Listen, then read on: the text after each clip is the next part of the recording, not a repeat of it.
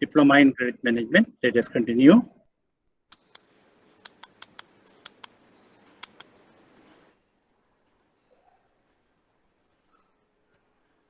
Today we are going to discuss guidelines for good lending, credit culture, and assessment in credit proposal. In the credit proposal, when we are appraising it, we had to assess the risk. So that's what we are going to do it today. And mitigation of the risk. Apart from that, classification of credit facilities and advances, we are going to discuss today. Well, guidelines for good lending. And earlier we had traditional security-based lending. So that versus now skill-oriented cash flow-based lending. What is that? Earlier when you go to a bank branch and go to the manager, earlier, first question when you say that you want a facility, credit facility, for certain purposes, the first question the manager asks, those days, what is the security? What is the security? But instead of that one, now it is skill-oriented cash flow-based lending. The credit officer or the manager should be strong enough, skill-oriented. He should have the skill to assess the credit proposal and see how the cash flow of that customer. So we call it skill-oriented cash flow-based lending. In other way, it is two ways out lending. It is two ways out lending. What is the first one? When you are granting the facility, see the cash generation within the enterprise, whether it is sufficient to pay back the facility. By chance, unexpectedly, if it fails, then only realization of the security. So you are taking the security, collateral, to cushion the risk, if any, in the facility. But primarily, you must look at the cash generation, the cash flow of the customer's enterprise, whether it is satisfactory to repay the facility. So that should be the first way out. As a credit officer, you must say that should be the first way out. And then, by chance, unexpectedly, if it fails, then only you will go for realization of the security. That's what we call it two ways out lending.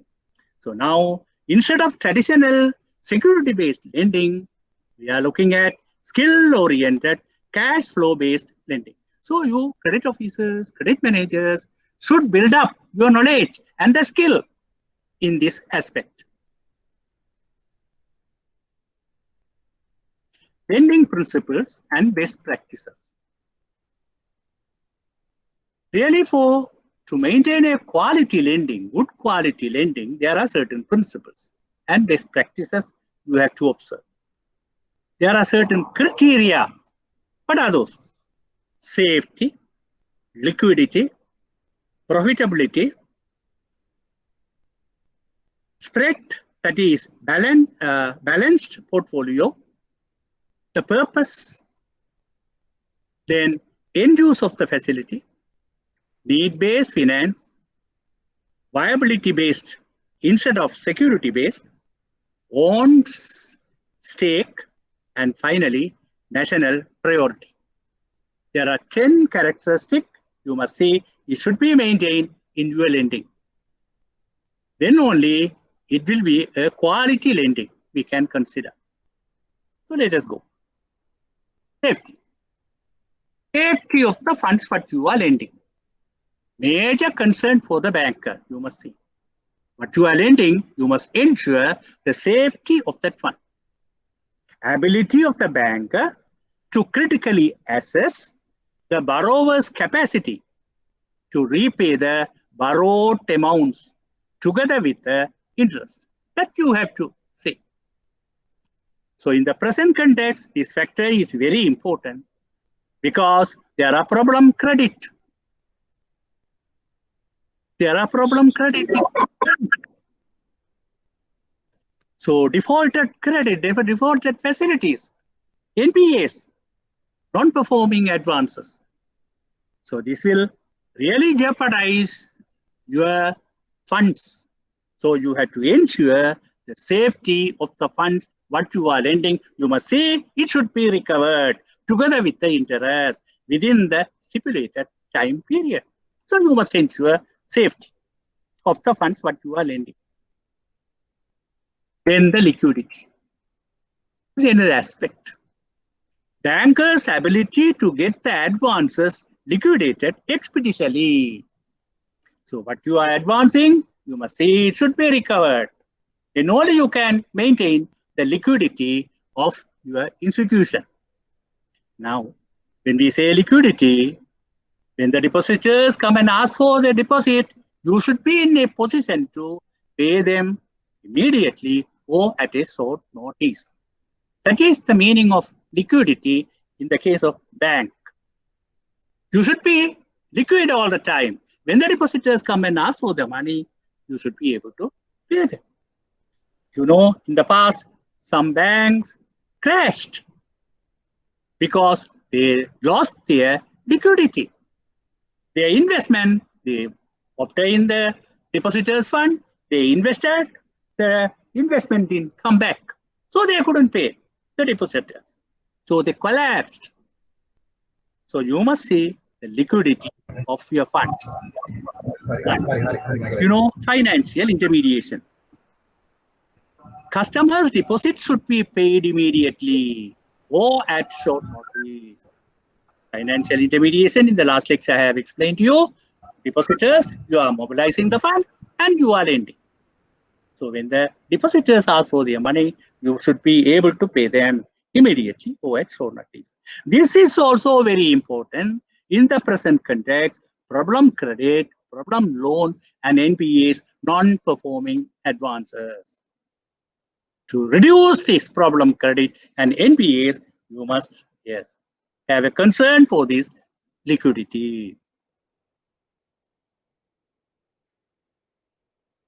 Then the profitability. It is a key element for any business, including banking. Any business, if there is no profit, people won't do it. So you must have a profitability also in your banking business, in your lending. Sound business decision. Then the cost of fund what you are mobilizing, and the transaction cost, which I have explained to you the meaning of transaction cost in my previous lecture, and other related risks you must consider and maintain profitability in your lending business. So to be a quality lending, all these things you have to see. Profitability also should be there. Then the spread, that is balanced portfolio. Your credit portfolio, loan portfolio should be balanced. Should be balanced. So portfolio mean, loan portfolio mean you are giving different types of loans. Housing short-term loans, medium-term loan, long-term loans, different types of loan. Housing loan, business loan, agriculture loan, industry loan, so different sectors. So this is your portfolio, loan portfolio. You have to maintain a balanced portfolio. Should not concentrate to one sector or industry or field that we call concentration risk.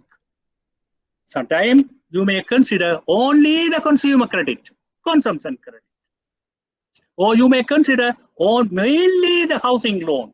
If that sector fails, your lending business will fail.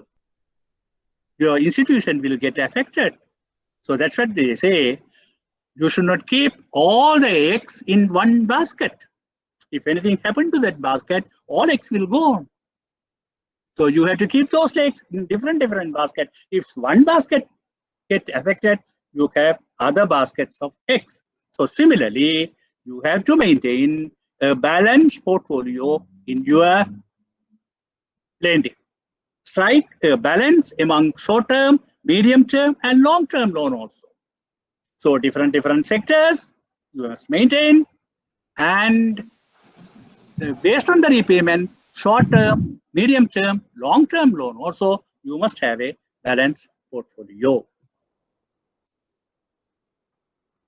Then the purpose.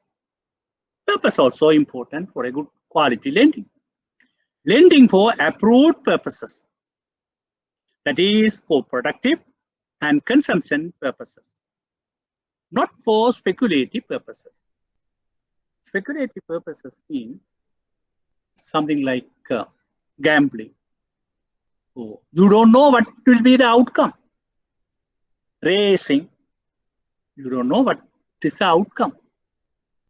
So not for the speculative purposes. No. Not for illegal purposes. That of course obviously very clear. Not for illegal purposes. And there is one exception. The share trading business is speculative. Big businesses buying and selling the shares, thinking they will get profit, they will get more money. But sometimes that fails. That is also speculative. So you may ask, you say that speculative purposes we are not granting, but for some big businesses, banks are granting. And the margin trading, they call it. Margin trading, they are granting facilities for big businesses. Why is that?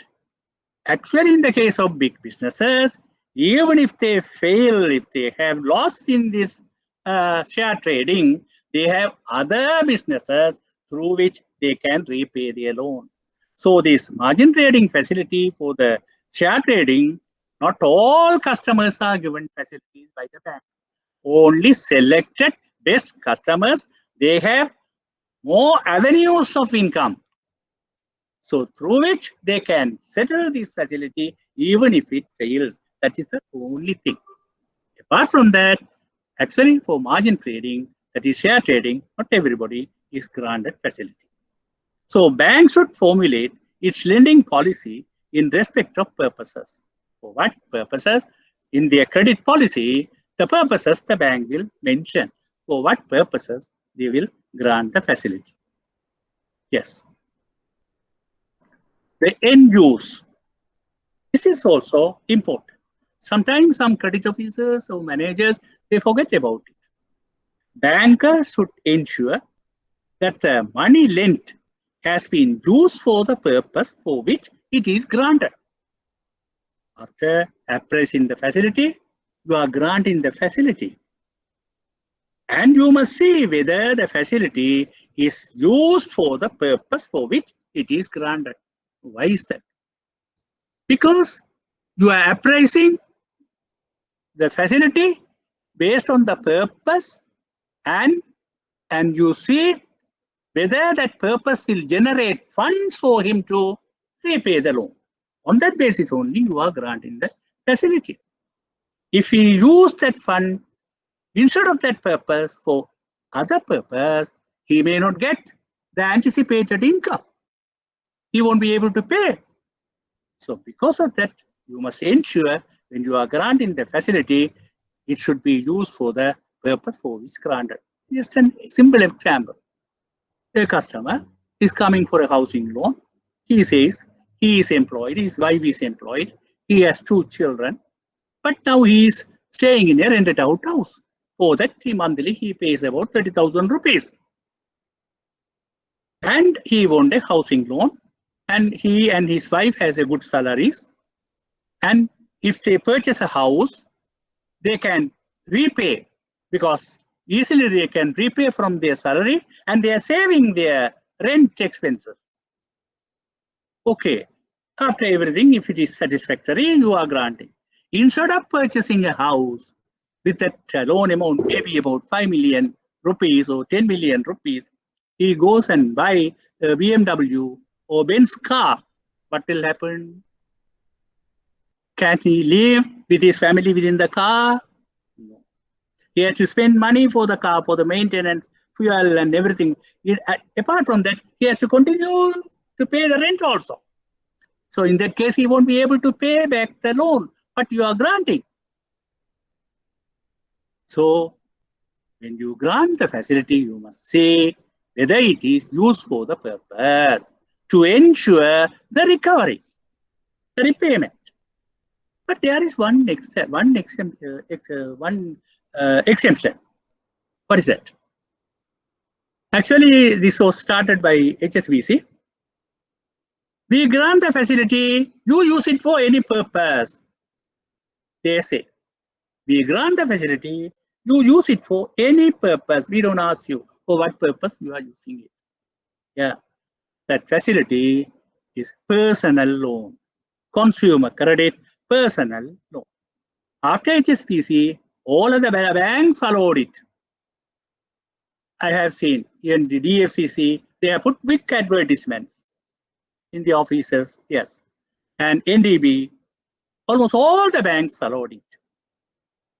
What is that? This personal loan facility is from their salary of the confirmed employees. So bank is sure the customer has this much of salary, that salary is coming to his bank account, so they will recover. And he is a confirmed employee working in a good institution, so they are sure the money will come and they can recover. This is the only exception, the personal loan to the salaried employees. Apart from that, all other loans, facilities, you must ensure the end use of the facility. Well, need-based finance are the characteristic of good lending, quality lending. Need-based finance. Bankers should ascertain the credit need of the borrower and lend accordingly. Overfinancing and underfinancing both are bad. Yeah, you must, when the customer wants the facility, you must assess how much he really wants. And if everything is okay, if you are satisfied, you have to grant that much, that amount. Overfinancing also bad, because when you grant more money, he may use it for various other purposes. He won't be able to repay it. If underfinancing is also bad, complete their purpose, you won't be able to complete. So maybe the housing loan, it may be in a halfway stopped without completion. So he won't be able to pay back your loan. So overfinancing and underfinancing both are bad. Actually, generally, the bank managers make mistakes in this aspect. One example I can remember, one SME customer, he wanted to start, he wanted some bank assistance. He said he will mortgage his property where his business is established, land and the building and the machinery and everything. And he wanted about 10 million rupees loan to expand his business, SME. So under SME credit means a lot of appraisal techniques and other things. Actually, you have to spend some time to assess various other things, inspections and see. So this manager, what he has done to cut down his workload, he said, he's giving the property mortgage. Don't worry, I will give you 5 million by mortgaging your property. Instead of 10 million, the customer asked for 10 million, but he has given 5 million. The customer wanted to put up some buildings, the business purposes. The building came up and stopped in the halfway. It actually happened. Then what happened? The customer couldn't repay the loan. So it was dragging on. It has gone up to the legal, recovery stage.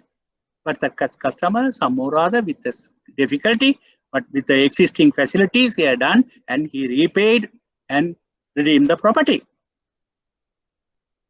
So this say the bank managers also putting the customers into difficulty.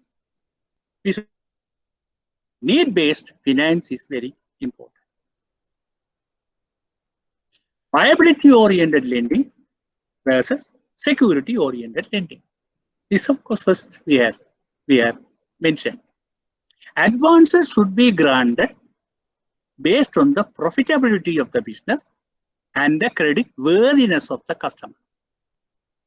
That is, the customer's cash flow, the cash generation within the business, whether it is sufficient to repay the loan, repay the facility.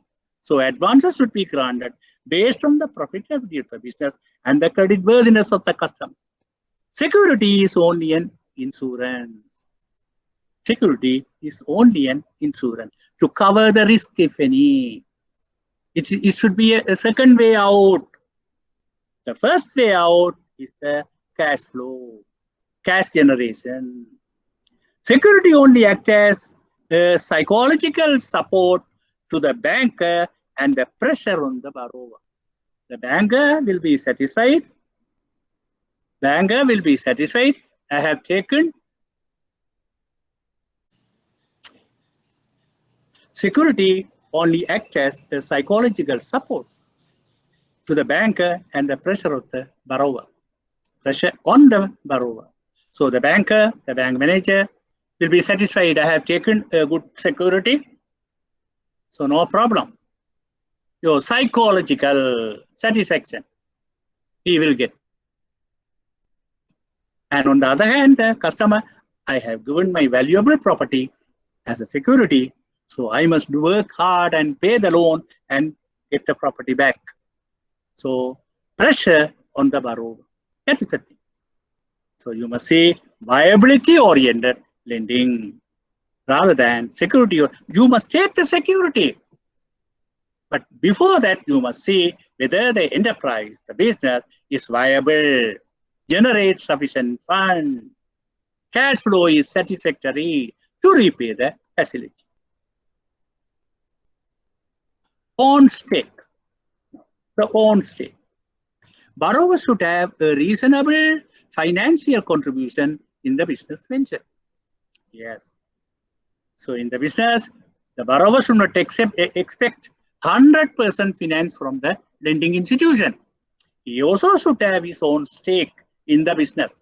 Say at least 25 to minimum 25 to 30% of funds should be contributed by the borrower. Balance he can ask for a bank finance. Because if he has his own fund only, some interest in the business, he will work hard. My money also here. I also have put 1 million rupees. I must work hard. I have borrowed from the bank. I have to pay back. I have to work hard. So the own stake also you have to maintain in lending. National priorities. Finally, national priority. There are priority sectors in the country. Pramukata Angshaval. Fisheries, export, industry, in tourism.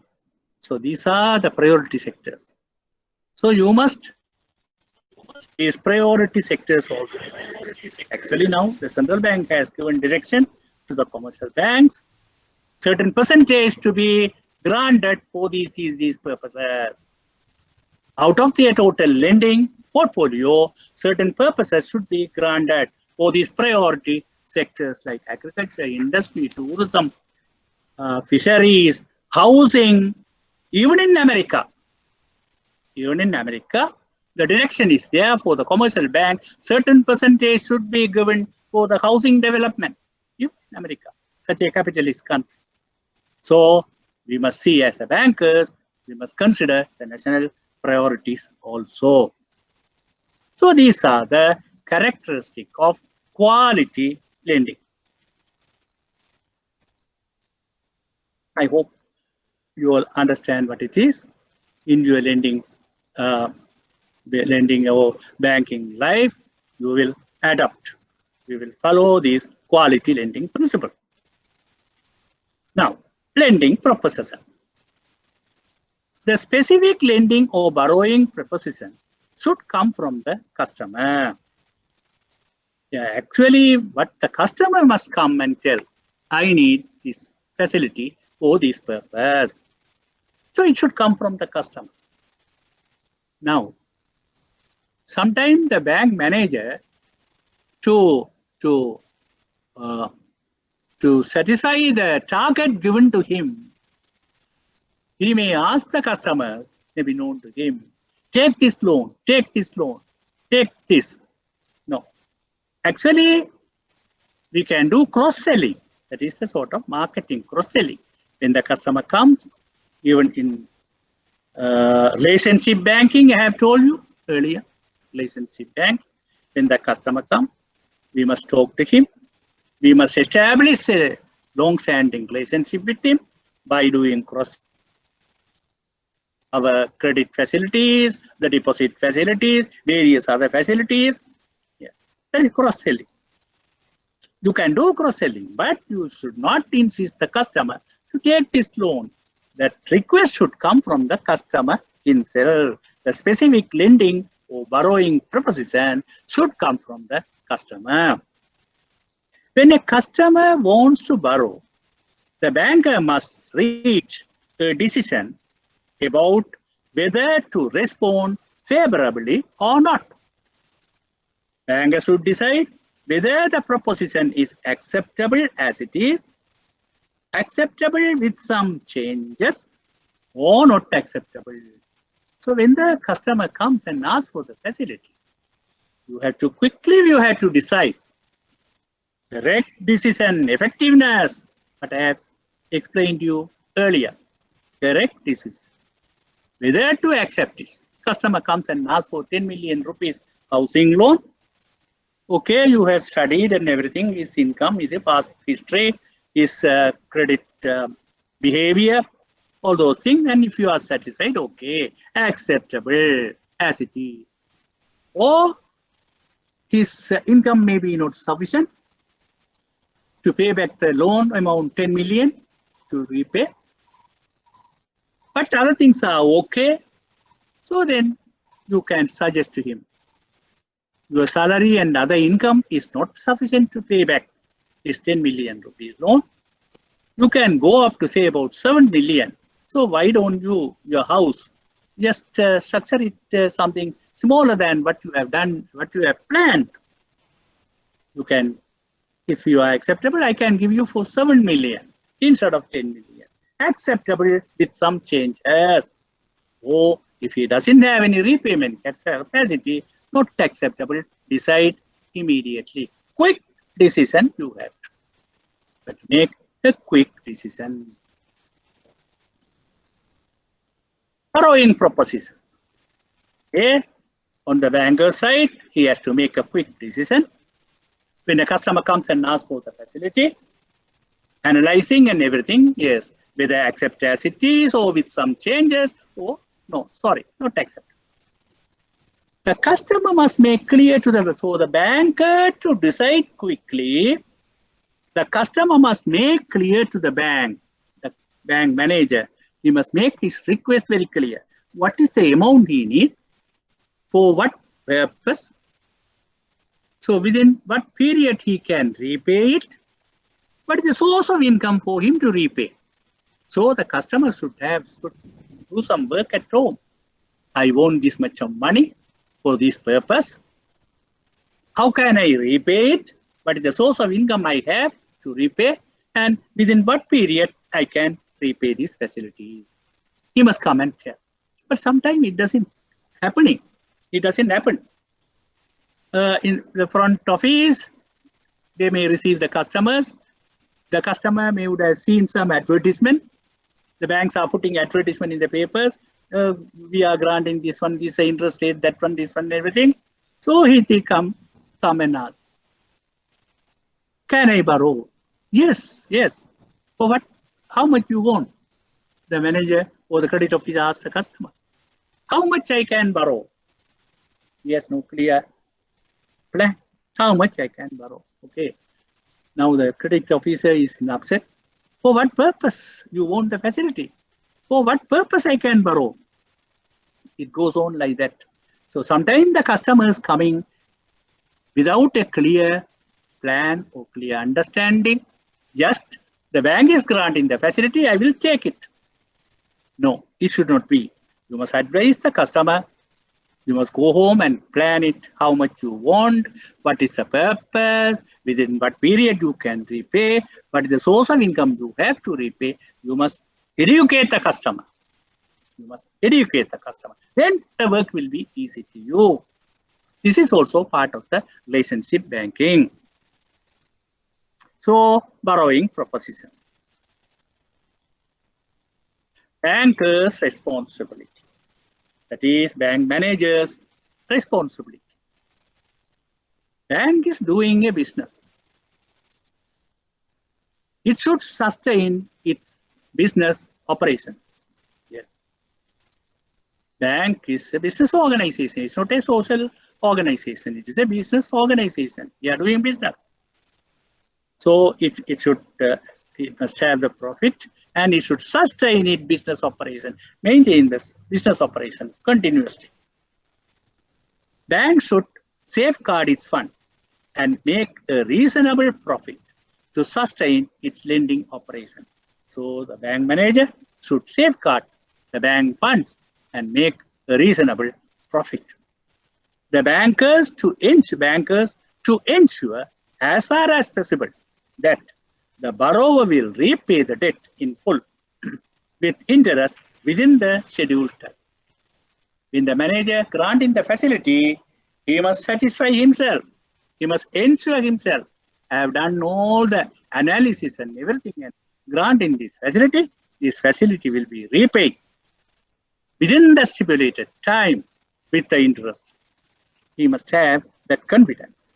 The bank manager should have. That is his responsibility. Bankers' decision on lending. Yes, it should be effective decision. Effective. Bankers reach lending decision very often based on experience.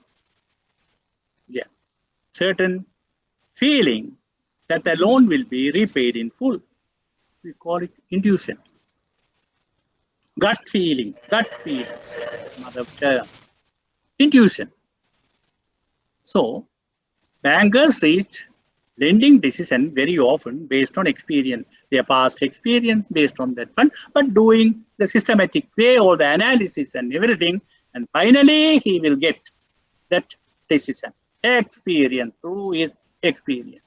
Certain feeling that the loan will be repaid in full, that we call it intuition. And today, the loan will be repaid. He will have the confidence this loan will be repaid. But the experience should come from the learning and applying the principles of good lending thoroughly.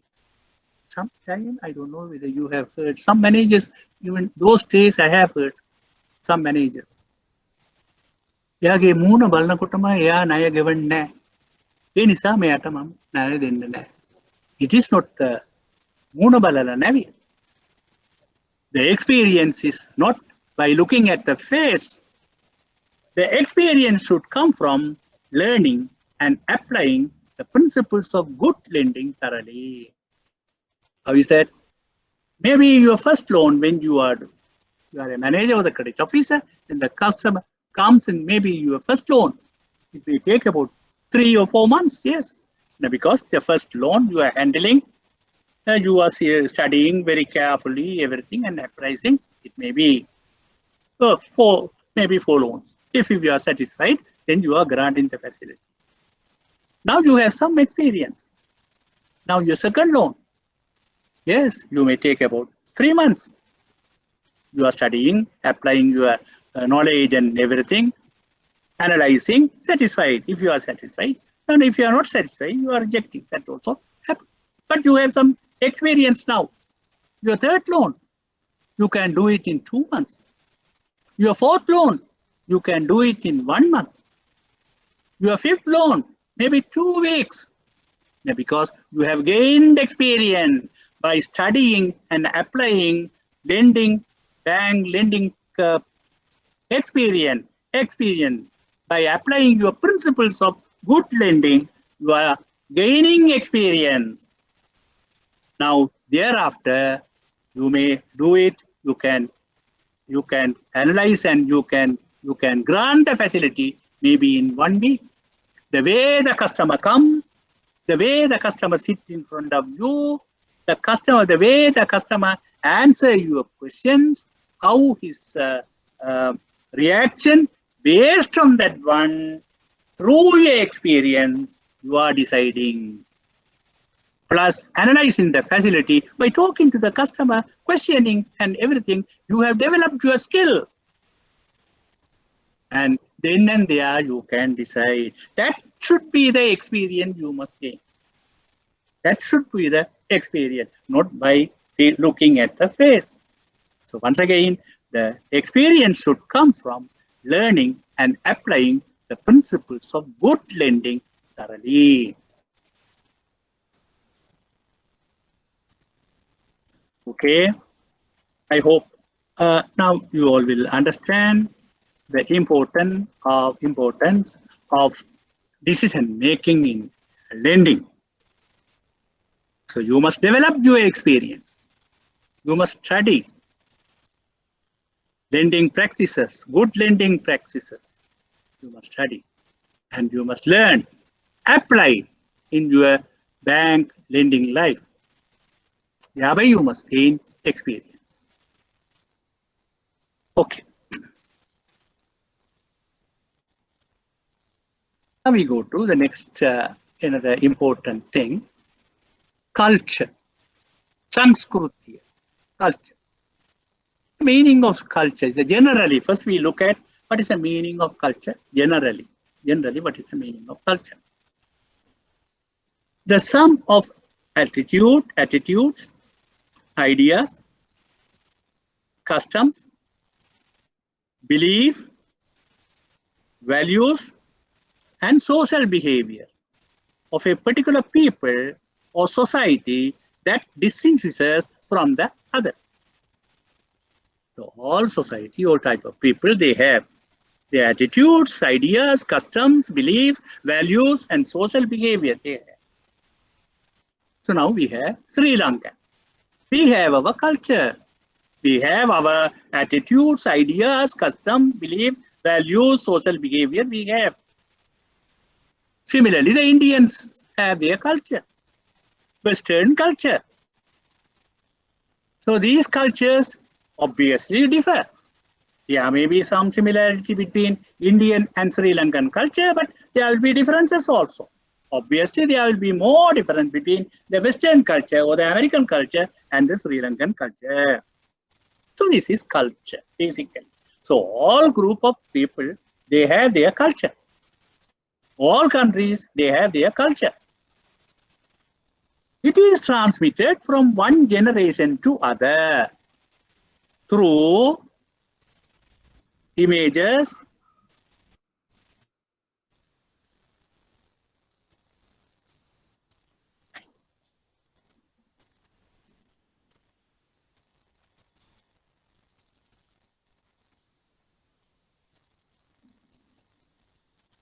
right? So different cultures, Sri Lankan culture, Indian culture, Western culture, yeah, we have seen. So this culture transmitted from one generation to other through languages, materials, rituals, art, so by way of this. But there is no written document for culture. Maybe some articles may come, but there are no written, should be our culture. So it is transmitted from one generation to others through languages, materials, rituals, art, etc. One good example, Thermopylae. We worship the Thermopylae. This is from one generation to generation, it goes on. So it is transmitted. The son looking at the father and follow him, and then his grandson looking at his father, following it, it's going on. This is culture. Okay, so this is the culture. Then the culture, there are main culture and the subcultures. So if you take Sri Lanka, Sri Lankan culture is a main culture, main common culture. But within the Sri Lankan culture, there are subcultures also. Buddhist culture, Hindu culture, Islamic culture, Christian culture, these are subcultures within. So there will be similarities and there will be differences among these subcultures. So this is culture. Now within the organization, within the country, within the main culture, there are organizations also. These organizations also will have their own culture. We call it organizational culture. In Sri Lanka, there are various corporates, various companies. They have their culture within them. One company's culture or one corporate culture may be different from another. There may be similarities, but there may be difference also. Now, from where this culture developed in an organization, we know vision, mission statements. Actually, in the annual report, they publish in the first pages, in a side, or maybe they publish what is our vision, what we want to be, what is our mission, how we are going to achieve it, what are our values. These are our values we respect. We follow these values. These values are important. From the values, this culture develops. From the values, this culture develops. So, if the values are known to, if the values of an organization is known to most of the employees of that organization, if they value those values and follow those values, then that organization will have a strong culture. That organization will have a strong culture when most of the employees follow their values.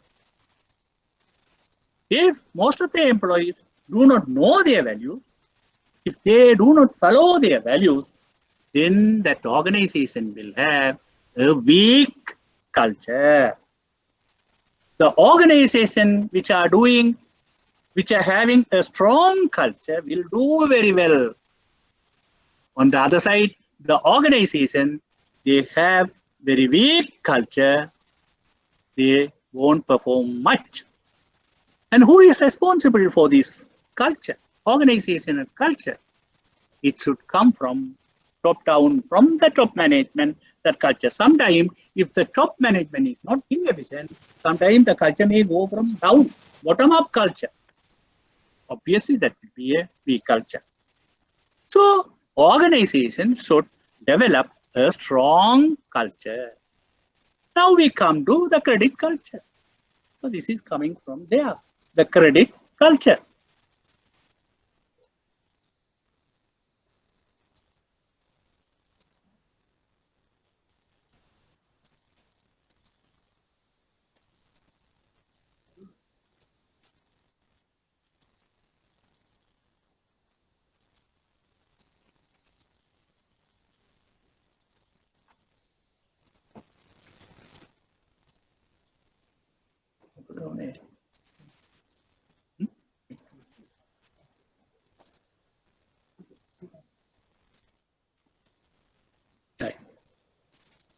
So now we come to the credit culture.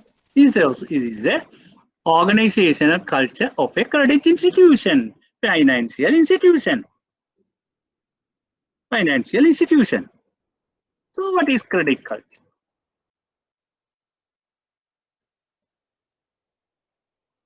A bank credit culture is the unique combination of policies, the bank credit policies, combination of policies.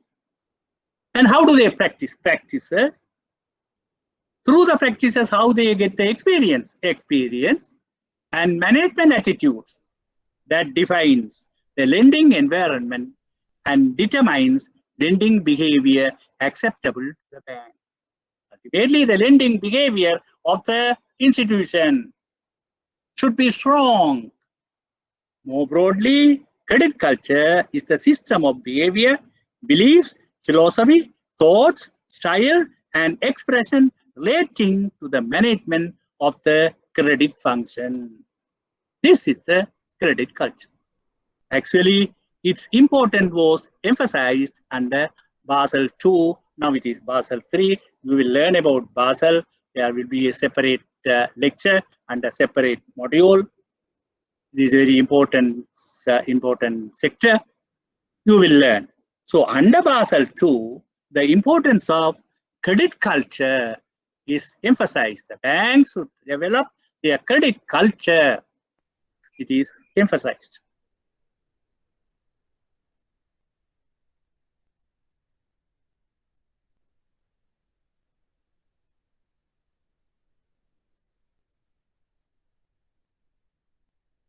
Now, when all these credit culture is developed within the credit institution, then what will happen? Therefore, culture is the mechanism that delivers. Culture is the mechanism that delivers the values and behaviors that shape conduct and contribute to creating trust in the bank and a positive reputation for banks among employees, investors, and the general public. So when a credit institution has a strong credit culture, then that culture is the mechanism that delivers the values and behaviors that shape conduct and contribute to creating trust in banks and a positive reputation for banks among employees, investors, and the public. So employees, investors, public will have a trust from the bank, when it has a strong credit culture.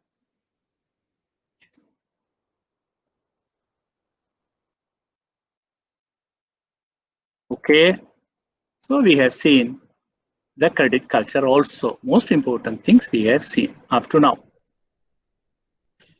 Now, another important sector we are going, importance of risk assessment in credit proposals and mitigation. Really, the risk management is an important subject that will be dealt by some other lecturer separately. There is a separate module. Actually, I have to say something about risk assessment because in the credit proposal, the risks really start, the credit risks start nowhere. It is from the credit proposal. If your assessment, appraisal, evaluation is wrong, if you are not looking at the risk, then that will end up in the credit failure.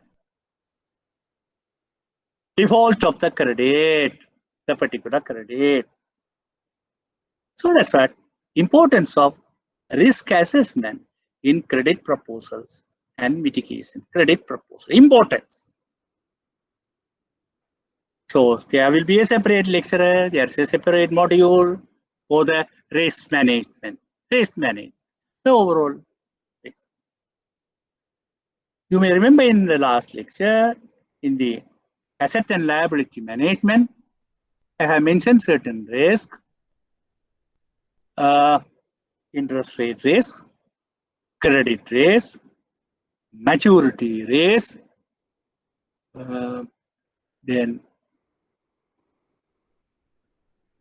yes, these risks I have mentioned and discussed. So that's what the asset and liability management committee looking at those risks. They are managing those risks. Apart from those risks, there are other risks also, reputation risks, legal risks. There are so many other risks the bank is facing. When there is risk, it will lead to loss to the bank. It will lead to loss to the bank. So we have to control the risk, mitigate the risk. So that will be discussed by some other lecturer, maybe later under separate session. Now I am going to discuss about risk assessment in credit proposals because we are going to do credit appraisal later. So before that, we must know how to assess the risk assessment, how to assess the risk in the credit proposals. So now see risk. What is the definition? Any activity in our life involves risk, obviously. Risks do not disappear. They give user a choice whether to face the risk or to go away from the risk. Which to retain, which to set. No risk, no gain. Sometimes when you take the risk, you may get the gain also. You may get the loss also. Both are possible. So many people took the risk and they have succeeded. That is happening. General definition of risk: the probability of the unexpected happening, that is probability of suffering a loss, probability of unexpected happening. It is a measure of the probability and the consequence of not achieving a defined goal, and the consequences also. So probability of the risk, and if it happened, what are the consequences? So it is, the risk is depend on both probability and what is the consequence. So risk, R-I-S-K, it is a rare one, unexpected one. Risk is an unexpected one. I, incident, that is outcome, unexpected outcome. So what you have to do is select. You must identify the risk. What you have to do, you must identify the risk. And K, knocking the risk. Measuring, yes, measure how far this risk is going to affect me, if it. Then monitor the risk, control the risk. That should be there. So this is unexpected outcome. What you have to do, you must identify the risk, then measure the risk, monitor the risk, and control the risk. This is important. So in the credit proposal, when we are appraising, we are going to do this. We have to do this. This is risk. So the elements of risk. What are the elements of risk? I just want to give you a simple example. The fish curry, when you make, it is very tasty. You can eat. Maybe sometime, maybe a little more rice you can eat. It's a fish curry if it is properly cooked. But some fish, it has bones. It has bones. So when you eat, you have to do it very carefully. You have to eat it very carefully. If it gets stuck in your throat, then it is a big problem. Sometimes you have to go to the hospital to remove the bone. So if you are fearing to eat fish, thinking the bones may get stuck in your throat, you won't eat. So that is a risk of fish bone getting locked in your throat. So sometimes you won't eat because of the risk of bones, fish bone.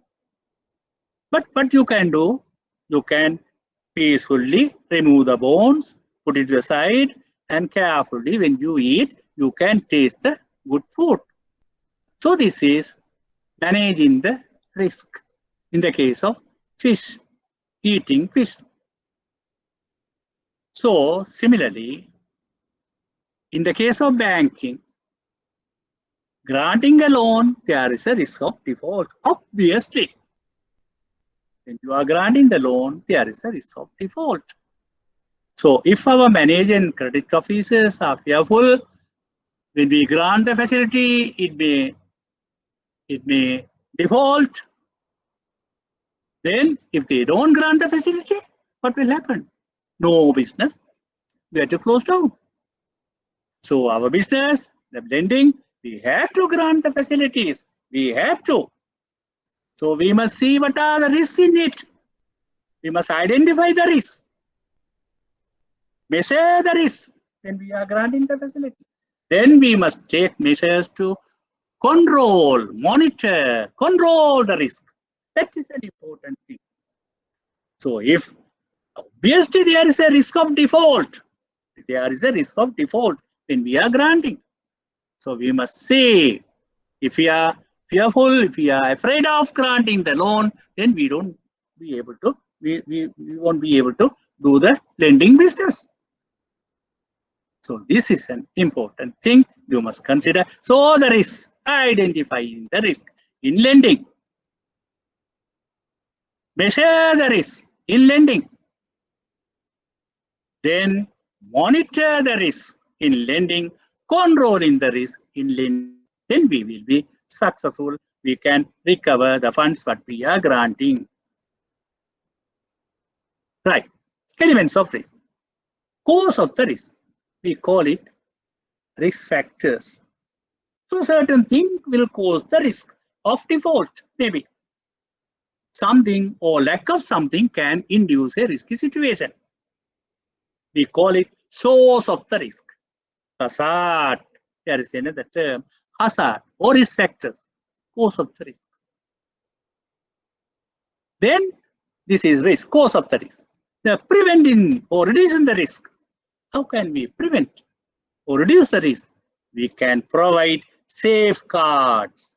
We can provide, if you identify the risk in it, then you provide safeguards to reduce the risk.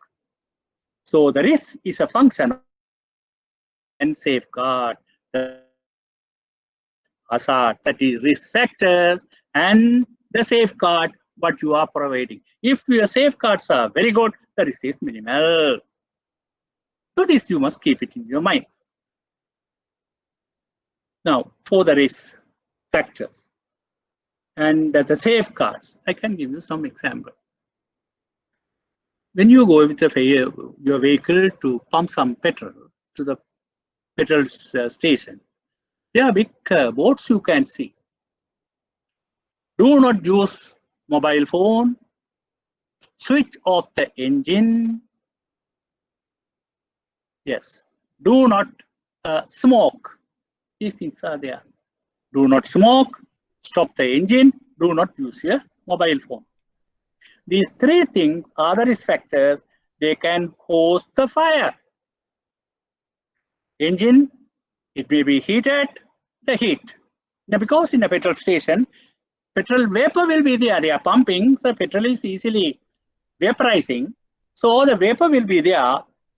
If it is having that ignition temperature, it will get fire.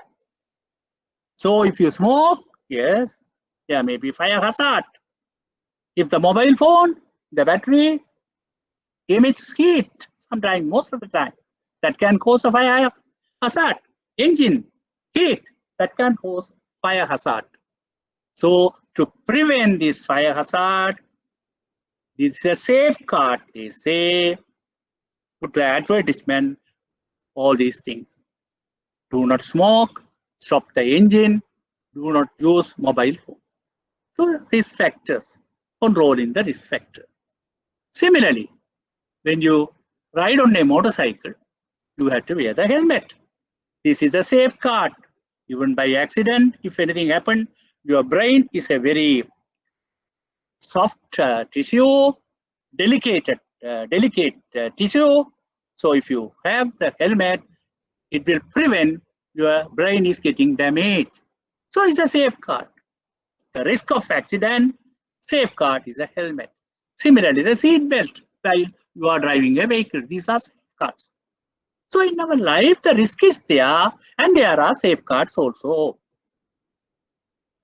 So now, good risk management, what it has to do, should identify the hazard or the risk factors and to allow safeguards to be developed to overcome those hazards. If there are enough safeguards, risk can be reduced to acceptable limits. So in our lending, credit proposal appraisal also, this is what we have to do. When we are analyzing our credit proposal, we must look what are the risks. We must identify, measure. How can we reduce this? Mitigate the risk. Yes. Then you provide safeguards. Just providing safeguard is not enough. You must monitor whether the safeguards are implemented, monitor, follow up. These are the things. So if there are enough safeguards, risk can be reduced to acceptable limits. Overall risk function of each component. So this is a graph drawn for you to understand. There is a high risk area depending on the probability of the risk and the consequences. So now tsunami in the case of Japan, tsunami prone area. Earthquake very frequently, and when there is tsunami, the consequence is very bad. Indonesia, very high risk. Similarly, in our credit proposals, if the risk is, probability of the risk is high, and the consequence also great or high risk. So you must omit. You should not consider that facilities. There may be moderate risk, moderate probability of risk, moderate consequences. Yes, you can consider that. And to cushion the risk, you must take collateral. In addition, must you provide the safeguard, sufficient safeguard. You must identify those risk and provide safeguards. And another one, low risk. That is probability of risk also low, consequence also not much low. Then this is low risk. So you can consider those facilities. You may take nominal securities or collateral you can take. So this is important thing when you are doing your credit proposal, analyzing, look for the risk if they are. So from here only the credit risk start. The credit risk start from the credit proposal. If your appraisal is good, then yes, you identify the risk, providing the safeguards and reducing the risk. And then you monitor the risk also, the safeguard what you have provided. Actually, those days, some senior bankers used to say, a well-appraised loan is half repaid. Yes. A well-appraised loan is half repaid.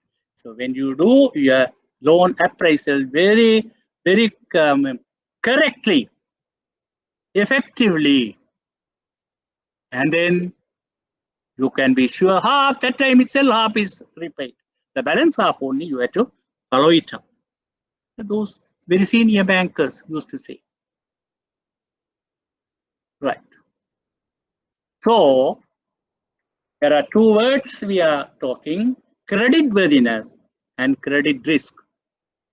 Credit worthiness of the customer, yes, that is, if the credit worthiness is high, is a good customer, we can grant the facility. If the credit worthiness is low, no, you have to think twice, thrice. You won't be able to give the facility.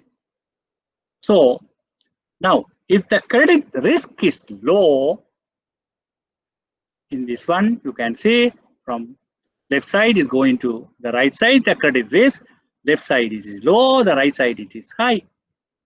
Then when the credit risk is high, the credit worthiness is low. When the credit risk is low, credit worthiness is high. I repeat once again, when the credit risk is high, credit worthiness is low. Yeah, when the credit risk is high, credit worthiness is low. You won't be able to grant a facility. When the credit risk is low, the credit worthiness is high. You can grant that. So you must assess the credit risk. Then only automatically the credit worthiness is coming. So you have to assess that. So credit analysis is really risk analysis. The credit proposal, when you are assessing the credit proposal, the credit analysis is really you are analyzing the risk analysis. So in the credit proposal, when you are doing, what are the risks? The other is how it come. You must see, and you must provide the safeguards as far as possible to reduce the, and not only that one, later after granting, you must monitor. So this is credit worthiness versus credit risk.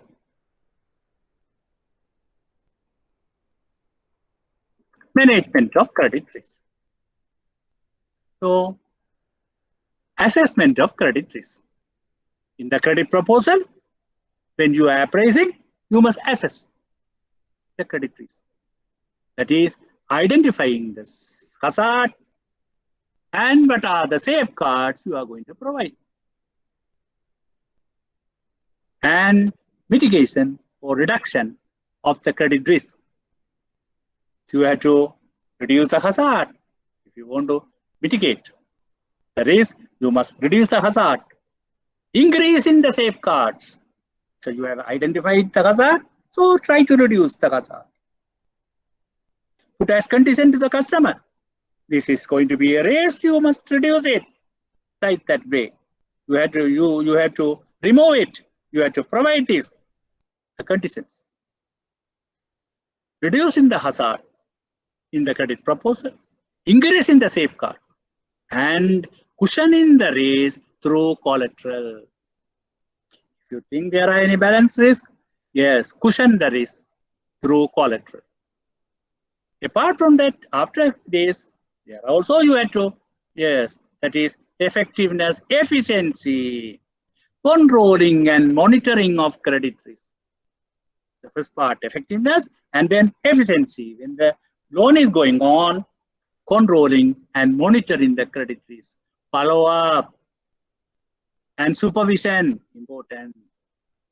Pre and post sanction supervision.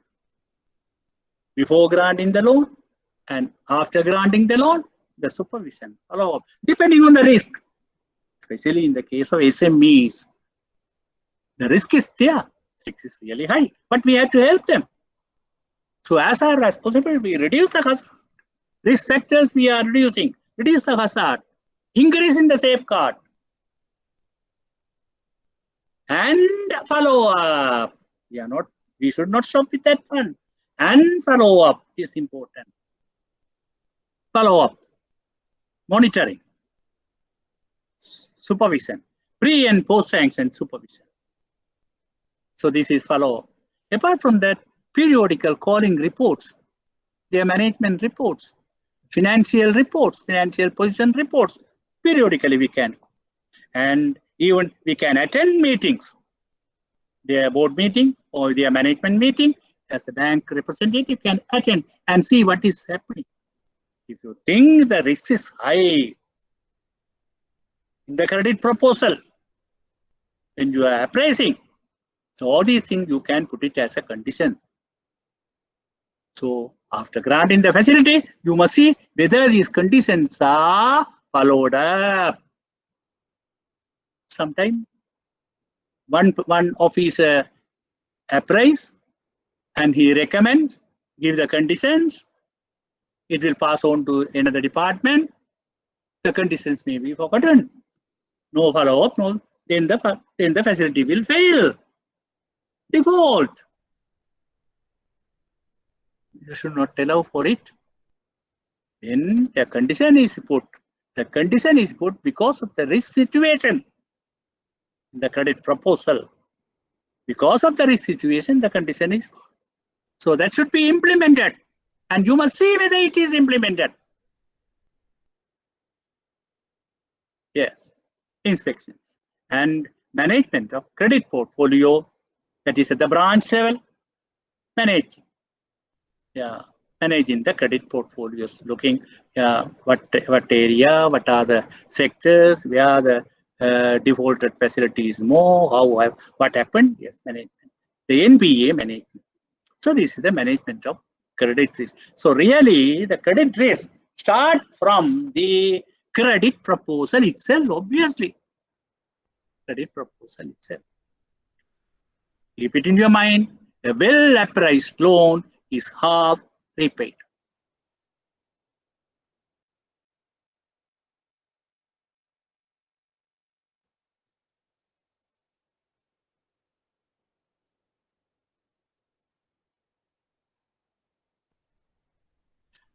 Now we go into types of credit facilities and advances. Type of credit facilities and advances. The bank credit can be broadly categorized into two types.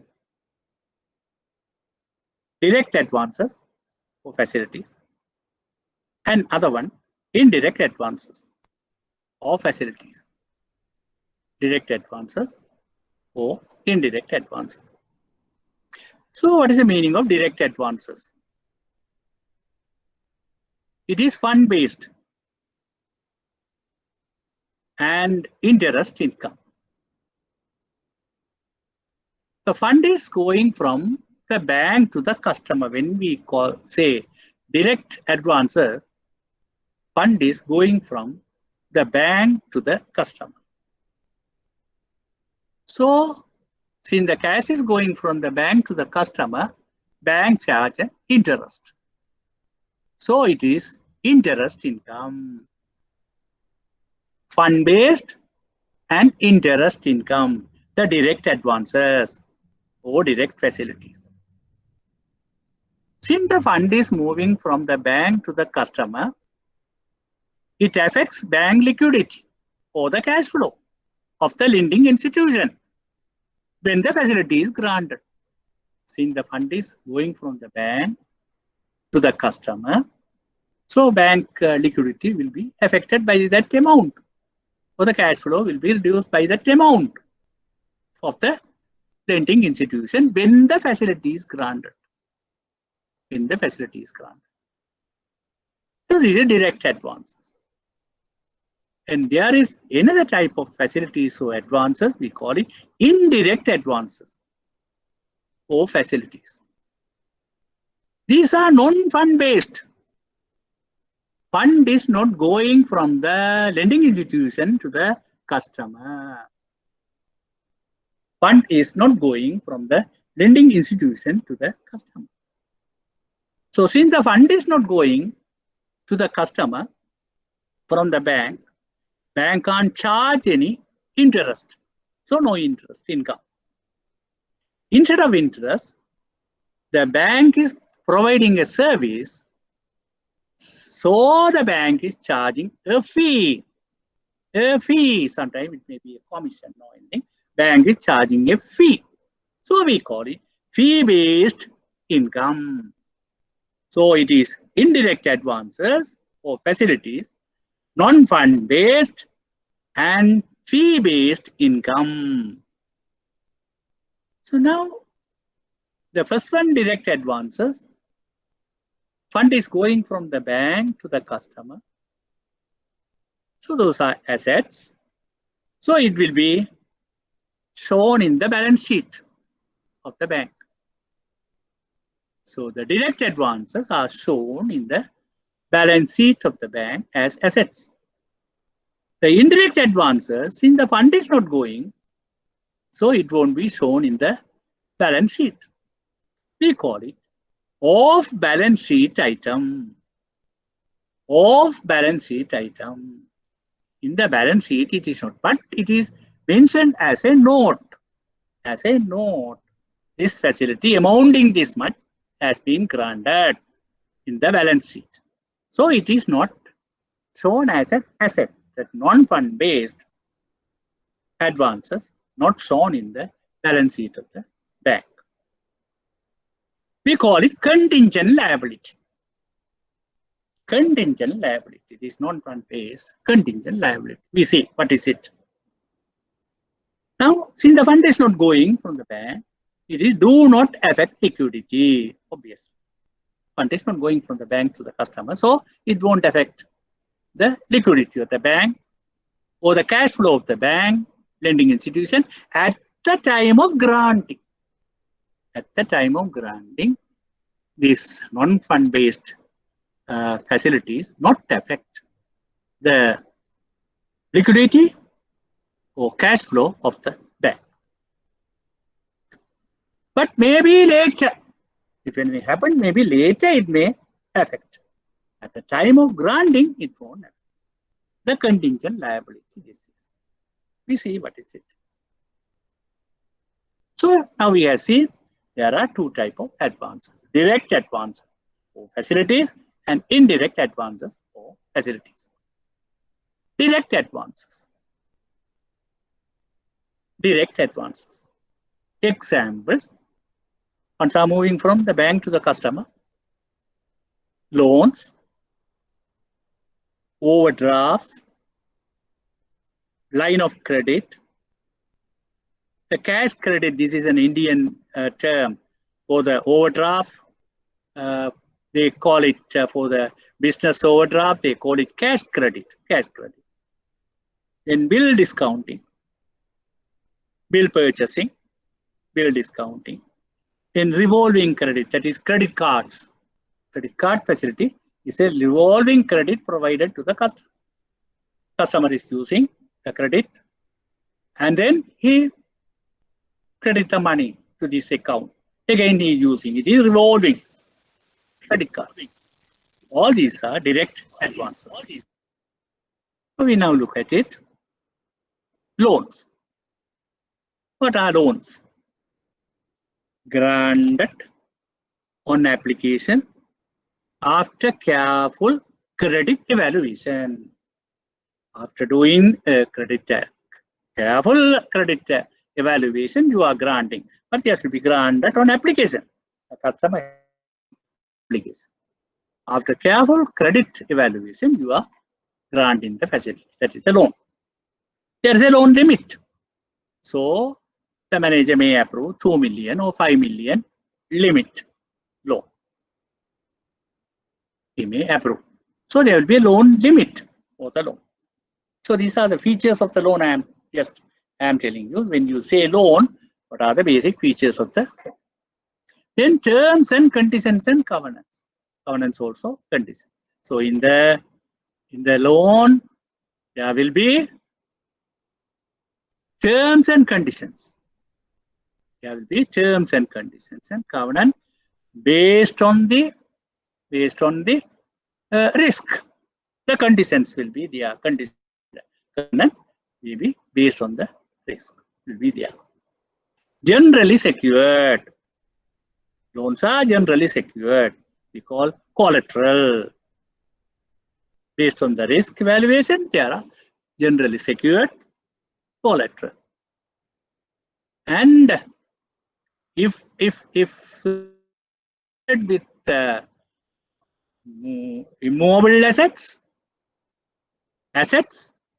we generally call secured facility. If it is not, unsecured facility. If the loans are secured with assets, we call it secured facilities, otherwise unsecured facility. Sometimes, if the customer is really good, bank can grant the facility without any security. Bank can grant the facility. So we call it clean loan. And if the customer is really good, without any security, bank can grant the facility. So we call it clean credit. Right. Generally secured collateral. Definite reduction or repayment program. So in the case of loan, there is a definite reduction program. Maybe monthly or bi-monthly away, definite reduction program. We call it repayment program. So there is another term, loan amortization.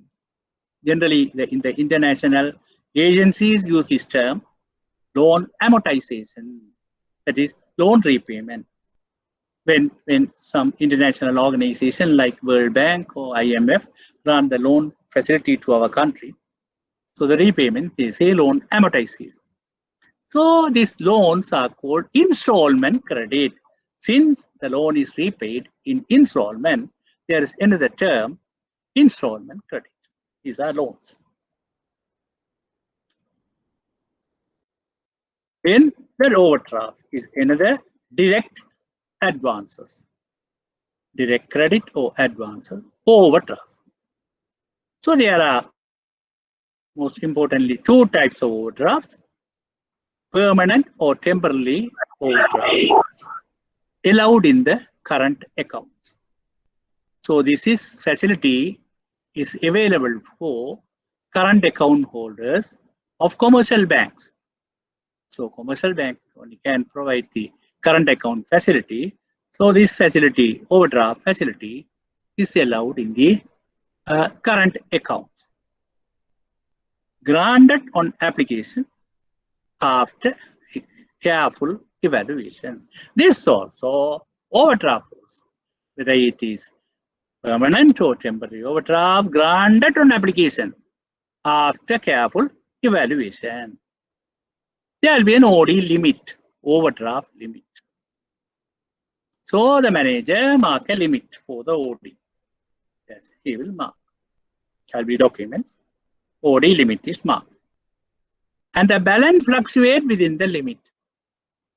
If a customer is given 1 million rupees overdraft facility, apart from his fund also will be there in the current account, his fund also will be there. So obviously his fund he can draw. If he has 200,000 rupees, he can draw his fund 200,000. And then the facility, overdraft facility is there 1 million. Up to 1 million he can draw for the allowed period. Up to 1 million overdraft facility is granted. Up to 1 million he can draw from his account.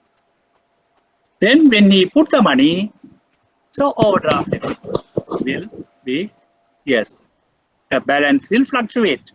When you put the money, the balance will come down. When you draw, the overdraft balance will go up. So this is granted on application after careful evaluation. OD limit. So there is an OD limit. Balance fluctuate within the limit. When you put the money, yes. And when you draw the money, the balance fluctuates up and down. There are terms and conditions and covenants.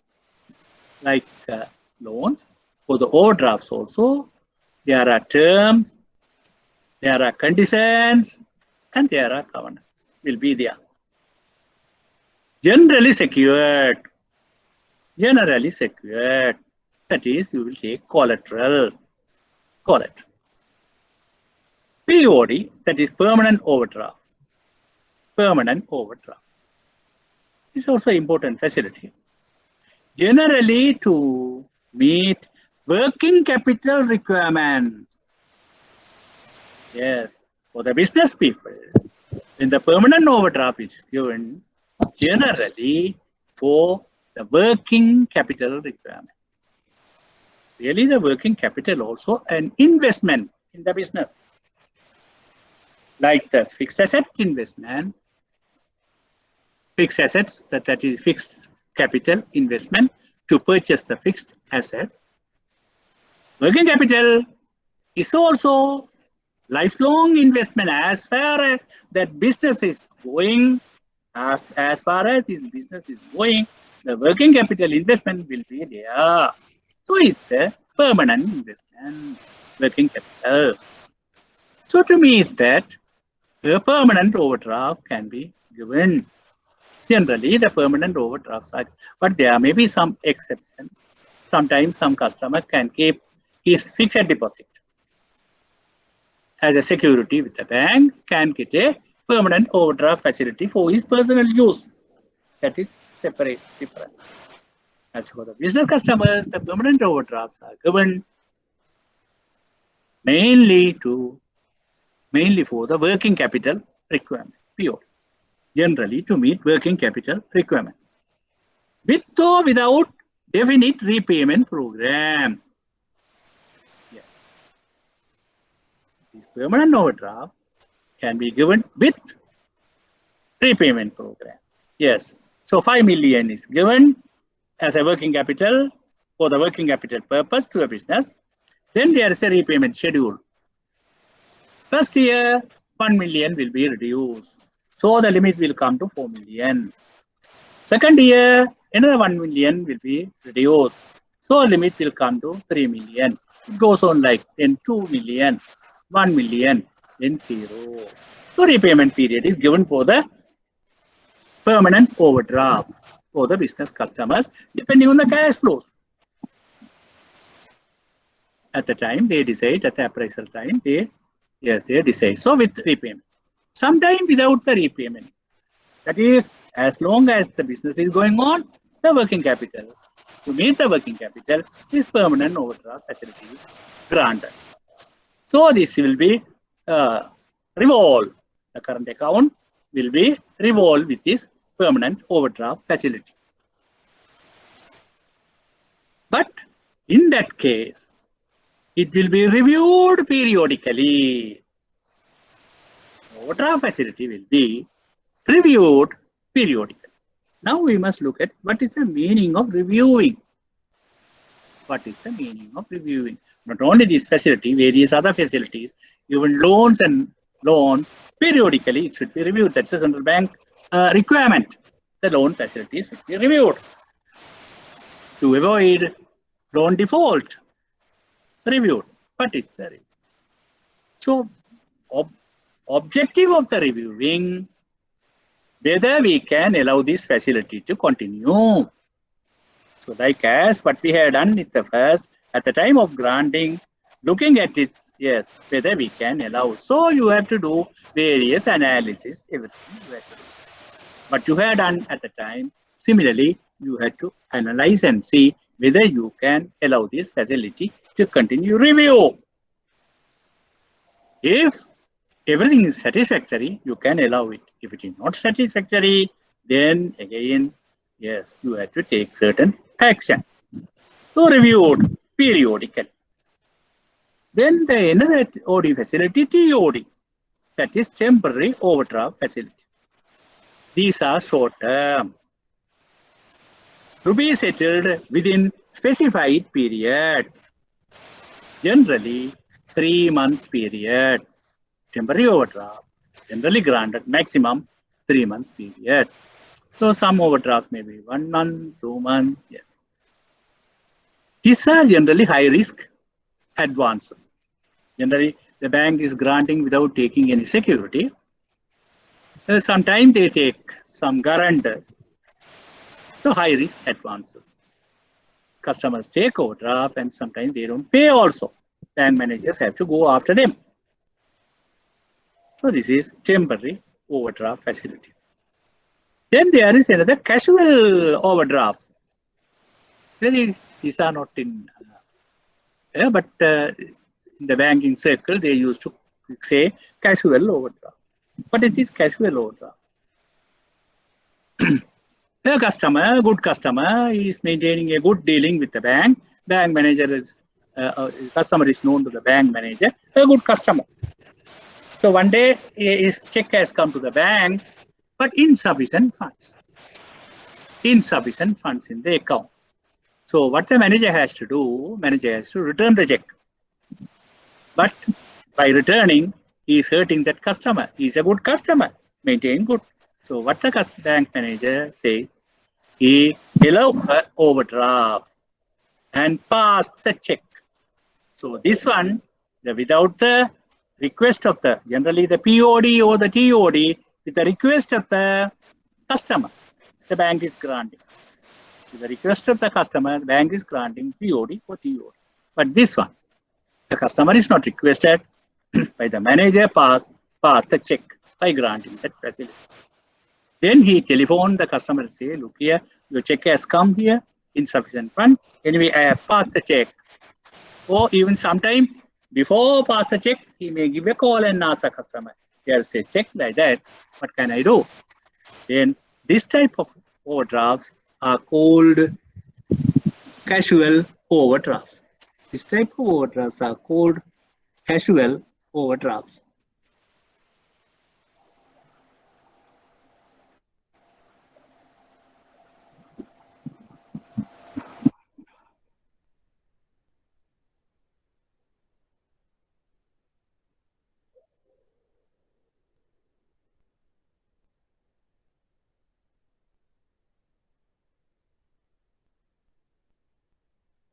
Yeah, these are overdrafts.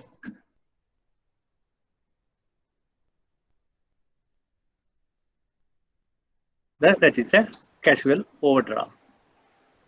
So the manager pass, and manager tell him, I have given you the facility, I have passed the check, though there is insufficient fund, pass the check, please deposit the money. So that is casual overdraft. Then I have told you cash credit. So in the Indian banks, they use the term cash credit for the overdrafts. The business overdrafts, they use the term cash credit.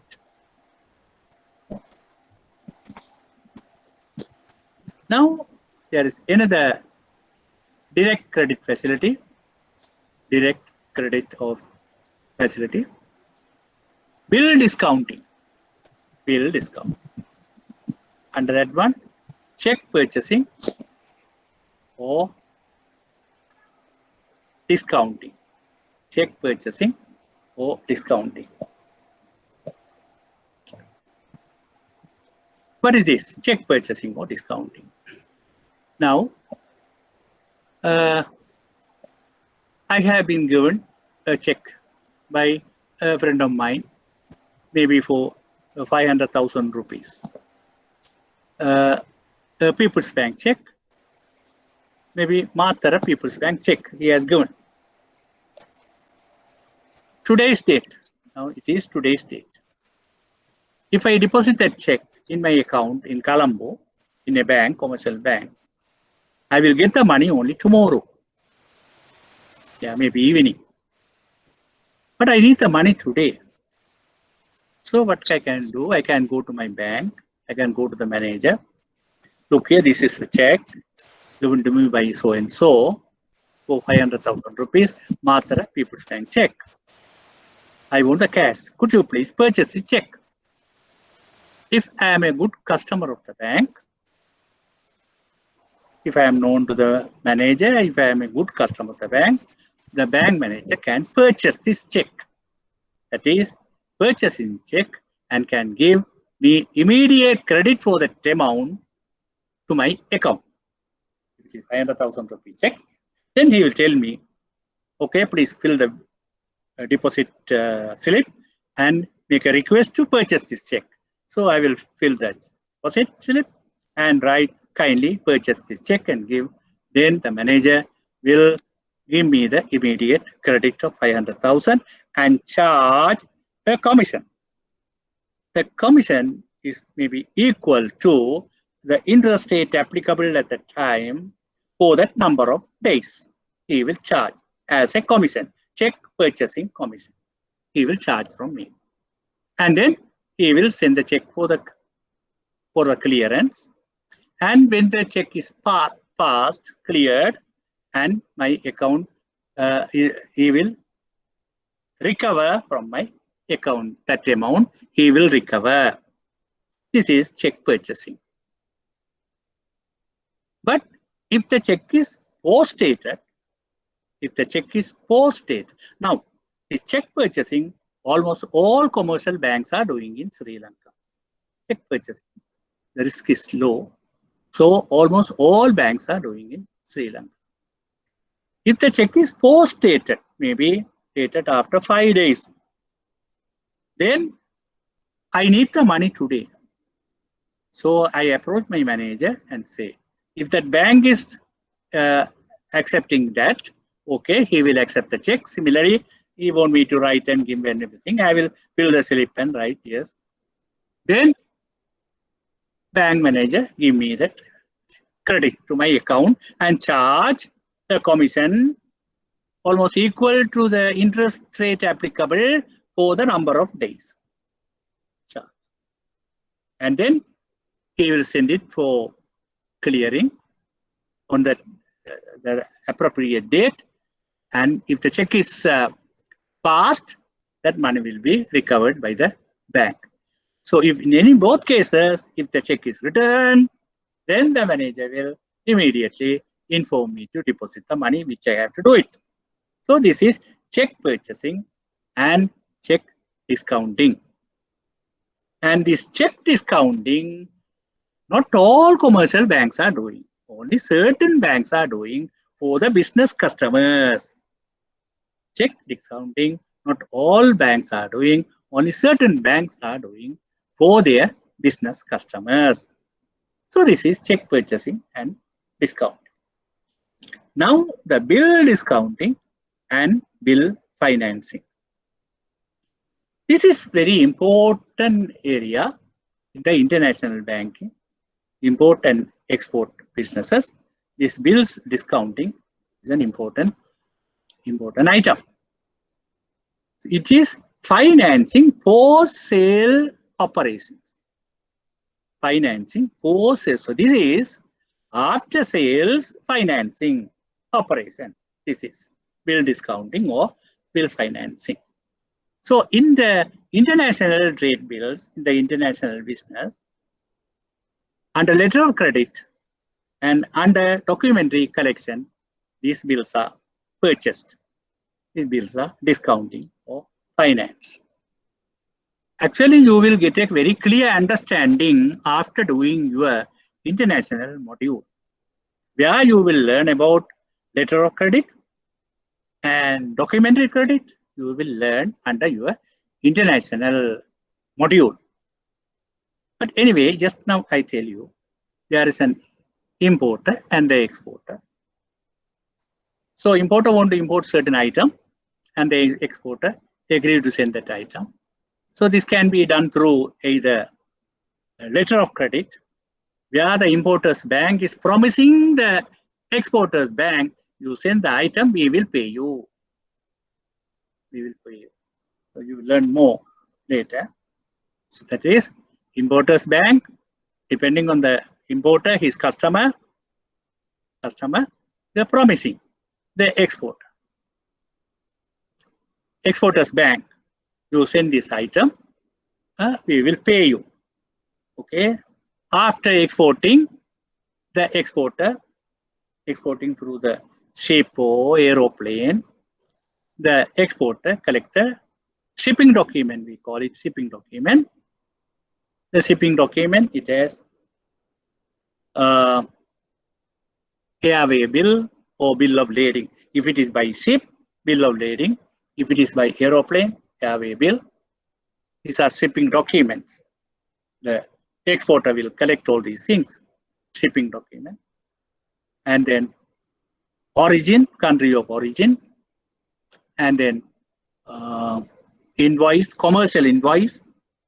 With all these documents, he will prepare a bill for his payment. Bill of exchange for his payment, he will prepare the export.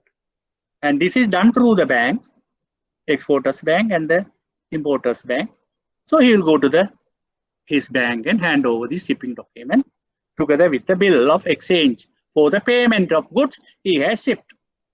Then generally, the exporter's bank send to the importer's bank and then collect the funds, and later they will pay the exporter. But if the exporter wants the money now, he has shipped, collected the shipping document, prepared the bill of exchange for the payment, handing over, and he can request the exporter's bank, please finance this, discount this bill, please discount this bill, purchase this bill and pay me. So if the customer is good and all the documents are clear, fine, he can pay. This is in the export business. Similarly, under documentary collection also, this can be done. So, but here the risk is more. So this you will learn more clearly under your international credit. That module you will learn. So this is, now you understand the finance in the post-sale operation. This is the bill discounting or bill financing is financing the post-sale operation in the international trade, import, export business. Similarly, inland bills are very famous in countries like India. Now, they are also actually the international trade from one country to another country. But India is a big country. There are so many states. From one state to other state, they send the goods like this way. So there is inland bills they are using. They are even in Sri Lanka. Also earlier, they were inland bills actually under central bank program. Tea leaves collection. For the tea leaves collection, this inland bill was operated, but later it was given up under tea leaf collections. It was so within the country also the inland bills operation is there. That also discounting. Yes, it was there.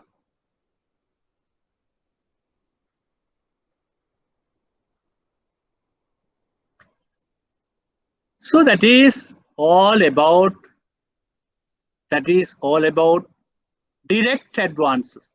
That is all about direct advances. Now indirect advances. Bank guarantees and bank bonds. Bank guarantees and bank bonds are indirect advances. So bank guarantees on behalf of the customer, bank guarantees. So funds are not going from the bank to the customer, only the service is provided. Guarantee, service is provided. We call it bank guarantees and bank bonds. These are contingent liability for the bank, I have told you. What is that?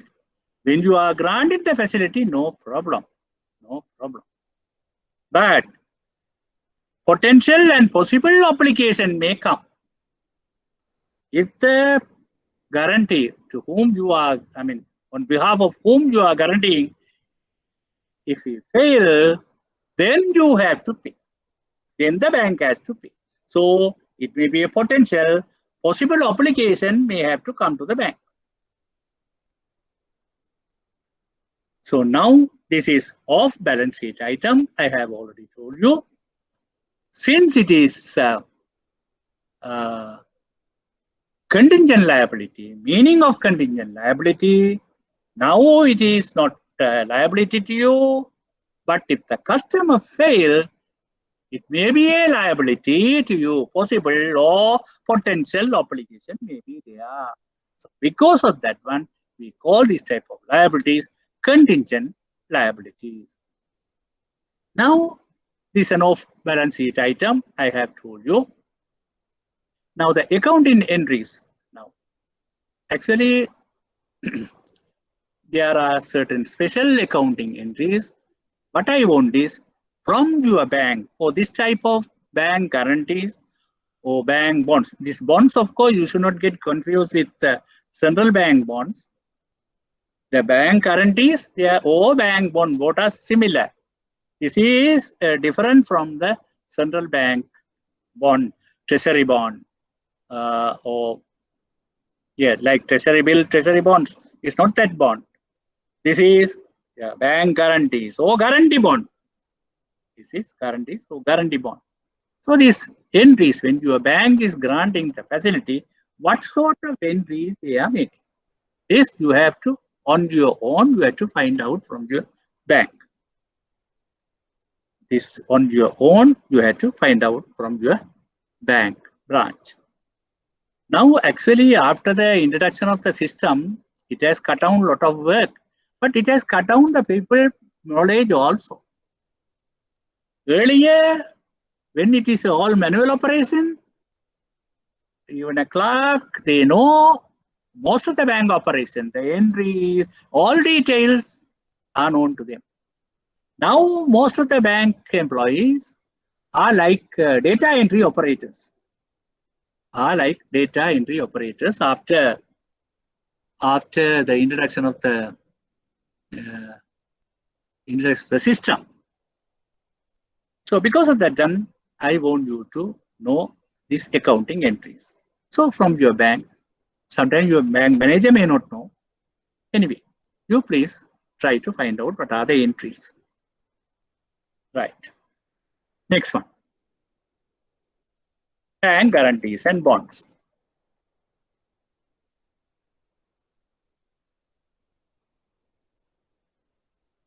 Now the definition, bank guarantee and bond. Definition. An irrevocable obligation of a bank to pay a specified amount of money if the applicant on behalf of whom the bank is giving the guarantee does not fulfill his contractual obligation. I read once again. An irrevocable obligation of a bank to pay a specified amount of money if the applicant on behalf of whom the bank is giving the guarantee does not fulfill its contractual obligation. Okay, now there's a bank and there's a customer. Maybe the customer is a businessman. Anchor milk dealer or the agent. Every month he can sell about 1 million rupees worth of Anchor milk powder. Okay. So the bank guarantees and bonds we are discussing. Once again, I will read you the definition. What do you mean by bank guarantees? An irrevocable obligation of a bank to pay a specified amount of money if the applicant on behalf of whom the bank is giving the guarantee does not fulfill its contractual obligation. So, example, a bank and its customer. He may be he is an Anchor milk powder agent. Every month, 1 million rupees worth of Anchor milk powder he will sell. From the, actually, Fonterra is the manufacturer of the Anchor milk in company in Sri Lanka. They are the major people. So this customer go to Fonterra and bring. So now this customer asks Fonterra, oh, I can sell 1 million worth of milk powder, Anchor. Can you give me this 1 million worth of milk powder on credit? On credit. It's a trade credit. On credit to me. I will sell and pay you 1 million rupees in 1 month. Oh, what is the credit term of the Anchor Fonterra? Maybe they may give the credit for 1 month, 30 days credit. So if they give the goods on 30 days credit, the customer has to take, sell and pay back in 30 days time. So the Fonterra tell, okay, you are our agent, okay, we will give you 1 million worth of milk powder, but you must bring me a bank guarantee. You must bring me a bank guarantee saying that if you fail, they will pay. Right. Then that agent, that customer, go to his bank, tell his story. Now the Fonterra, I am the Fonterra agent. I can sell every month 1 million worth of credit, 1 million worth of milk powder. Fonterra agree to give me on 30 days credit, but they want a bank guarantee. Please give me a bank guarantee. Okay, then he is the customer of that bank. Bank is doing the analyzing and everything. If they are satisfied, they say, okay, we will give you the bank guarantee. So the bank is giving a guarantee on behalf of this Anchor milk agent to Fonterra, saying, give him 1 million worth of milk powder on 30 days credit. He will pay. If he doesn't pay, we will pay you. And this is valid, this guarantee. They give a specified date for the validity of the guarantee. This is bank guarantee. Now with this guarantee, he go to the Fonterra. The guarantee is given by the bank to the Fonterra. Okay, now The Fonterra is giving 1 million worth of milk powder. And he gives his check, posted check for 1 month. He bring and sells and put it in his account. This may go on. If the check returned, then the problem. If he doesn't repay, then the problem. Then the Fonterra will demand from the bank. You have promised, now he has defaulted. So obviously bank has to pay. At that time, the contingent liability. So up to now, of course, bank is no obligation for the bank. No liability to the bank. Now, bank has to pay. So this is the guarantee operate. It's a basic feature of the guarantee. Now, there are parties. Who are the parties? One is beneficiary. That is Fonterra. Beneficiary. That is Fonterra. Then the bank giving the guarantee. Then the customer or applicant. So there are 3 parties. One is a beneficiary. In this case, what I explained to you, Fonterra, then the bank, then the customer, who is an applicant for the guarantee. That is anchor milk agent. This way it operates. Now, validity of the guarantee. There is a specified date, generally annual. And if the customer is continuing, it has to be, yes, renewed annually. The specified date, or maybe other terms and other conditions if it has to be, yes, reviewed annually, generally. In case of default by the customer, bank will make payment if a claim is made by the beneficiary. That is, in this case, Fonterra. If the applicant failed, if the beneficiary, if the anchor milk agent failed to pay, then they will claim from the bank. The bank has to pay. And this guarantee is a document. Guarantee is a written document. This bank guarantee bank is giving this guarantee in a written document. So my advice now, all bank branches will have a set format for this guarantee document. Set format, they have a guarantee document. Please take that document and read it. There are various clauses. Maybe I have no time to explain everything. This, of course, on your own, you have to read and find out. So take a bank guarantee document, set document is there, format. Please take it and read it. Now, this bank guarantee, though at the time of granting the facility, bank fund is not going from the customer to the bank.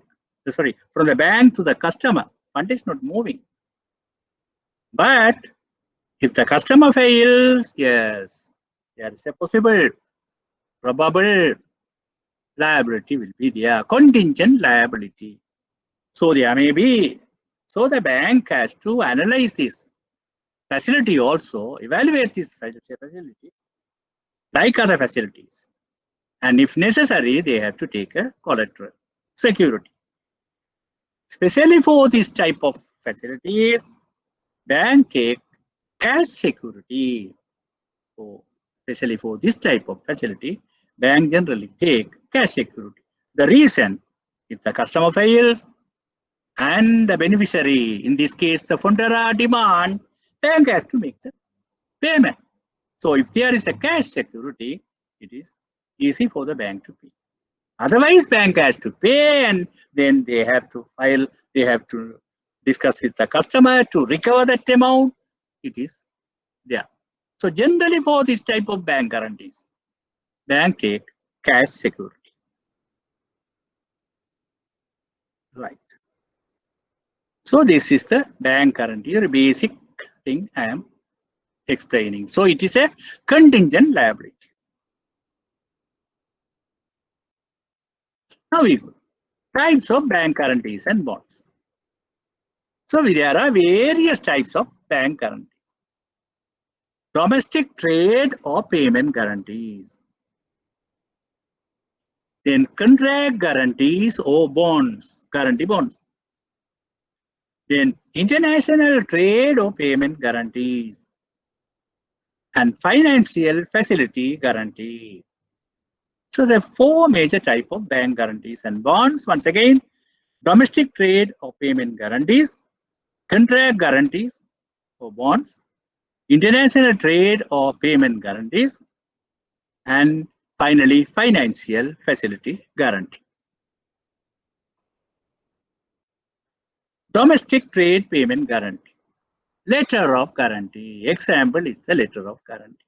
The first one, domestic trade or payment guarantee. Example is the letter of guarantee. That is the one I have explained to you. The anchor milk agent, bank, and Fontera, the beneficiary. That example is the letter of guarantee. These are domestic trade payment guarantees. So this type of guarantees banks are giving for this domestic trade and payment guarantee they are giving. So I have told you this Fontera example. Similarly, petroleum corporation, Ceylon tobacco, various companies, for the various companies who sell their items on credit to their customers, the banks giving guarantees on the request of the customer if they are eligible, if they are credit worthy. So that is what I explained was the domestic trade payment guarantee, that is letter of guarantee. Example. Then contract guarantees. Contract guarantee. This is a guarantee given to the contractors on behalf of the contractors. This is the guarantee given on behalf of the contractors to the beneficiaries. There are various types of contractors: road contractors, building contractors, service contractors. Service in the sense to certain food services, maybe various other services to the hospital, food services, provision services, like that. Service contractors, road contractors, building contractors. Right. So they are for the contract customers guarantees. There are various types of guarantee. One is tender bond or bid bond guarantee. Tender bond or bid bond guarantee. What is this? I'll tell you an example. Now, education department in Colombo, they wanted to put up a building, school building in one of the schools. The school building may be worth about 50 million rupees. School building they are putting. Okay, so they won't put on themselves. What do they have to do? They have to call tender from the contractors. They have to call tenders from the contractors to submit their tender document or the bid document to construct this. So they put the paper advertisement requesting the contractor to submit their bid for or tender to construct this school building, various conditions and other things. So the various contractors may submit their bill. Submit quotation, they will submit their quotations and various other information they will provide in the, there are particular tender documents. So in the document they will perfect and engineer. So education department will ask these tenderers or the contractors with their tender document, they must give a tender bond or bid bond to the worth of this much. Maybe generally 2% of the construction work, 2% of the construction as the tender bond from a eligible bank they want, or the cash deposit. So this tender bond they may ask from the contractors when they submit their quotation with a tender document to put up the school building. Why this tender bond? Now this education department do a lot of work and everything, publish in the papers calling for tenders to construct the building. After submitting these contractors, if they withdraw, no, I can't do it. Or after offering the tender, if they say no, I can't consider this, then it is a big problem for the education department. Again, they have to do everything. So to avoid that type of situation, that is, after submitting their tender document by the contractors, they can't withdraw. Or after selection to construct the work by certain contractors, they can't say no, they can't withdraw.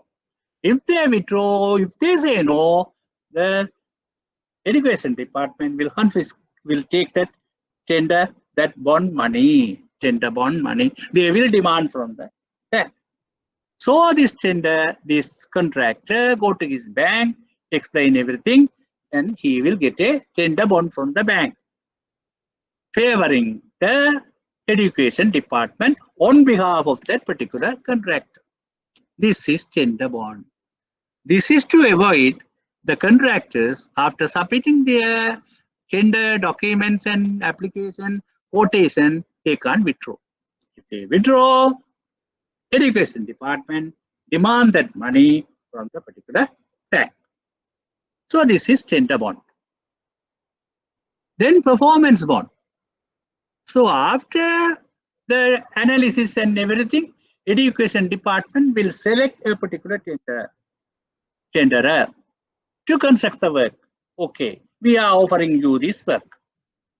You have to give us a performance bond. That is, you will do this building construction correctly and up to our satisfaction.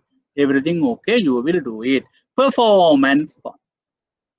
So again, the contractor will go to his bank, tell and get a performance bond and give it to the education department and commence the work.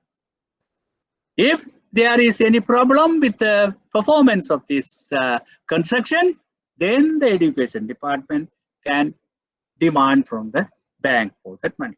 That is performance bond. Then there is an advance payment guarantee. Now the tender, that contractor, to do the work, he says, I need some money. Out of 50 million, actually total cost of the construction, or certain percentage. Now the education department, he is asking from the education department, yes, please, you give me advance. Okay, then the education department will tell, okay, please go to your bank, bring an advance payment guarantee. If you bring the advance payment guarantee, we will give you the advance. So he will go to the bank, submit his application, and if everything's okay, he will get the advance payment guarantee and give it to the department. So department will give him the advance. Now the construction work is going on. The final stage has come. Now, the final payment has to be made to the contractor. Now, building is constructed, everything done. Final payment has to be made to the contractor. Now the contractor. So the department, what will do? They won't make any payment. They keep a percentage of the total cost, total quoted amount. Say about 5% or 10%, they will keep as the retention money. As the retention money, to see if there are any defects that should be corrected through the contractor. For that purpose, they won't make, not the India payment they won't make, they keep a percentage as a retention fund. They keep. But the contractor wants that retention money also, because he says, I have spent money, I need money. Then the department will say, okay, you bring a retention money bond from your bank. If you bring, we will pay. Then he go to his bank, explain, submit the application, ask for a retention money bond. So the bank will give a guarantee for the retention money guarantee bond. He will give it to the department, get that money also. If there is any problem in all these cases, department can claim from the particular bank for these things. even in the performance or the advance payment or the retention money, if there are any problem, because the contractor has given the bond from the bank to the department. So if there are any problem, the department can claim from the bank. So these are the contract guarantee. And the finally maintenance bond. So if everything is over, if that particular contractor will do in the maintenance of the building also, then if he is selected for that purpose to maintain the building, then yes, bank department will ask for a maintenance bond, that we will give you the maintenance, you bring a bond from your bank that you will do a better maintenance work. Then the maintenance work also will be given to the contractor, for that the bank has given a maintenance bond. So this is a contract guarantee. So a lot of contractors, they submit these guarantees and bonds to their major customers and performing the contract work. But in this case, like the previous case, the letter of guarantee, generally bank is asking for the cash deposit. But in this case, the contractors are doing many contracts. There are big contractors in this country. They are doing at a time, they are doing many contracts. So they can't keep cash in these cases. So in those cases, bank is accepting a property mortgage, and granting the facility, the contract guarantees. In these cases, the bank is accepting property mortgages and giving the contract guarantees. But in the case of letter of guarantee, generally bank is asking for the cash. Right. Then the international trade or payment guarantee. Little while ago, I have told you about this one, letter of credit. On behalf of the importer, the importer's bank promising the exporter's bank in another country, you send the goods, we will pay you. This is letter of credit. So this is also a guarantee, international trade payment guarantee. This is international trade payment guarantee, that is LC, letter of credit. The importer's bank promising the exporter's bank, you send the goods, we will pay you. You will learn more about these LC facilities in your international trade module. Yes. And finally, financial or facility guarantee. Financial or facility guarantee. What is this one? Financial or facility guarantee. Now, a Japanese customer, Japanese businessman doing a project in Sri Lanka. Okay, it's a large-scale project if he's doing, right. He may open an account with under BOI approval or with a central bank approval. He's doing a business and he can borrow from Sri Lankan banks, even in foreign currencies, if it is allowed, either by BOI or by the central bank, so he can borrow in foreign currency. Okay, right, good. So he is doing the project and he is maintaining an account with the local bank, and he approaching the local bank for a facility, maybe in local currencies or in the foreign currencies. Yes, if everything is good, but the local bank may not know well about this particular customer, but there are ways to find out. But they will tell, okay, fine, we will give you the facility. Please bring a bank guarantee from your bank from Japan. From your bank in Japan, please bring a bank guarantee for this amount. We will give you the money. So he will go to his bank in Japan, negotiate with them, and if everything is okay, they will give him a bank guarantee to the local bank, promising pay him this much of amount. If he doesn't pay, we will pay you. So this is financial or facility guarantees. We call it financial or facility guarantee. Sometime in Sri Lanka, there was another example. Now, interest rates provided by the finance companies are higher. So some customers, they keep their funds in the fixed deposit with the finance companies because of the higher interest rate. And SME customer who want to borrow from the local bank, our Sri Lankan bank, under SME terms and conditions.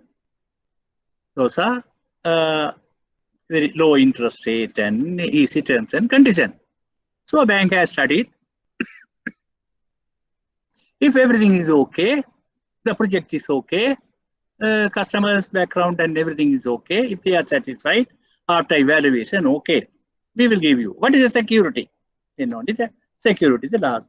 Then he says, I am having a fixed deposit with such and such finance company. I will get a bank guarantee I will get a guarantee from them, from the finance company. If that finance company is acceptable to this bank, there are finance companies sometimes problem. So if that finance company is acceptable to the bank can say, yes, okay, you bring. Then he go to his finance company, bring a guarantee from them, promising grant loans up to this much. If he doesn't pay, we will pay you. That has happened. That has happened. I have seen that type of cases. Customer had deposit with the finance company because of the high interest rate.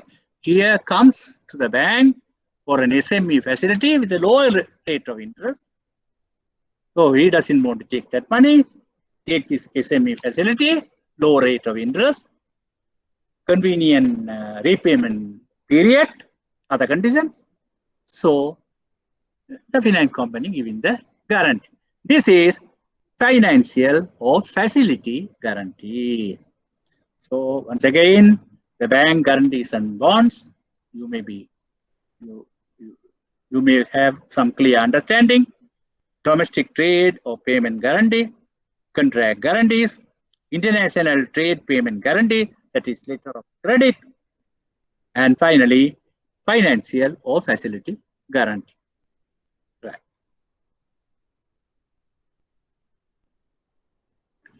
Okay, now, little while ago, I told you about these guarantees and bonds, indirect facilities.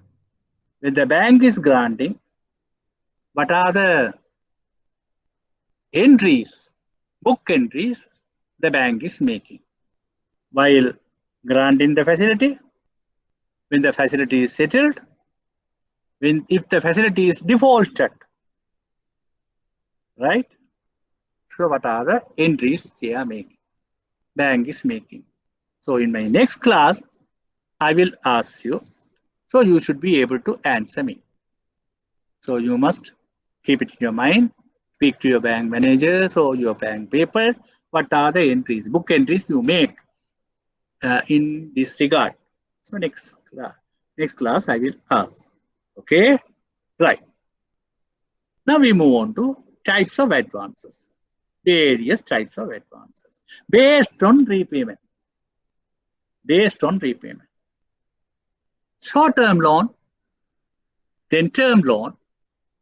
Term loans, there are two types, medium-term and long-term loan. Short-term loan in Sri Lanka, we say any loans repayable within 12 months of time, up to 12 months of period, 12 months period is short-term loan.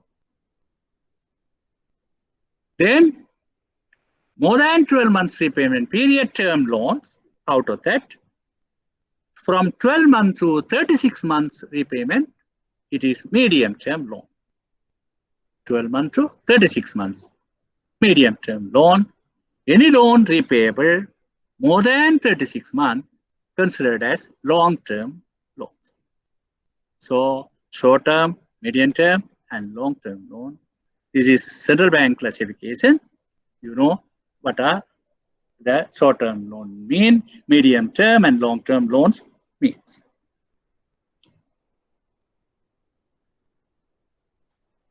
Types of advances based on securities. Yes.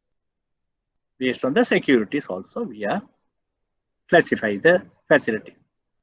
One is guarantee loans or ODs. Guarantee. So, personal guarantee, the third party guarantee, we call it generally third party guarantee. Personal guarantee of some two or more people, you can grant the loans or ODs. These are generally short-term facility or medium-term facility you are granting. That is guarantee loans or OD, loans or OD. Then the mortgage loans or ODs. By mortgaging, also you can grant loans as well as overdraft facilities you can grant by mortgaging properties. So when you say properties, it is immovable properties are there. Immovable properties. What are immovable properties? Land, buildings, machinery is fixed to the land, soil. Machinery is if fixed to the land, that is also immovable. So immovable properties, land, building, machinery fixed to the land. Then mortgage of movables. Movable mean machineries, vehicles, stock in trade. Stock in trade. Stock in trade mean the stock kept for trading purposes. Textile stock, garment stock, sugar stock. So the stocks kept for the trading purposes. The mortgage of movable. When machinery is not fixed to the soil, are also movable. So when it is movable, machinery not fixed to the soil, vehicles, stock in trade. These are, yes. So what is really mortgage? What is really mortgage? When a customer offer his asset, either movable or immovable asset, as a security to a lending institution and borrow, the lending institution create a legal charge on that asset through documentation, through documents. And then it is mortgage. When it is mortgage, when a customer borrow from a lending institution by offering his assets, either immovable asset or movable asset, as a collateral or security to that lending institution, then the lending institution create a legal charge on that asset through documentation and proper registration. Then it is called as mortgage. So when the mortgage is done, after mortgage is given or done, the ownership of the property, that asset, will be with the customer. It is ownership is not gone, not transferred. Ownership is not transferred. Ownership is still with the customer. And the possession also still with the customer. But the lending institution, the bank, has a legal charge over the property, over the asset. If the customer repays, the legal charge will be lifted, removed. If the customer default, the lending institution follows certain legal procedures, sold the property or sold the asset and recover its dues.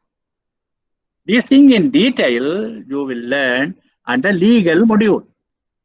There is a legal module in this program. You will learn all these things in detail, but this is some primary understanding. Because some people think after mortgage, the ownership go to the bank or the lending institution. No. Even after mortgage, the ownership is with the customer. Mortgage. And in the possession also with the customer. But the lending institution has a legal charge over the property, over the asset. If the customer pays the dues, customer pays the loan facility, then the bank lending institution remove the legal charge.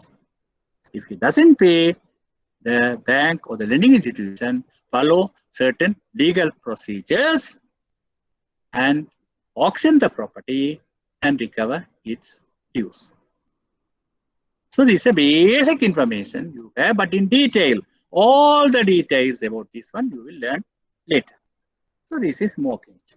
So mortgage, by mortgaging loans or overdrafts you can give, mortgaging of movables, mortgage of movables.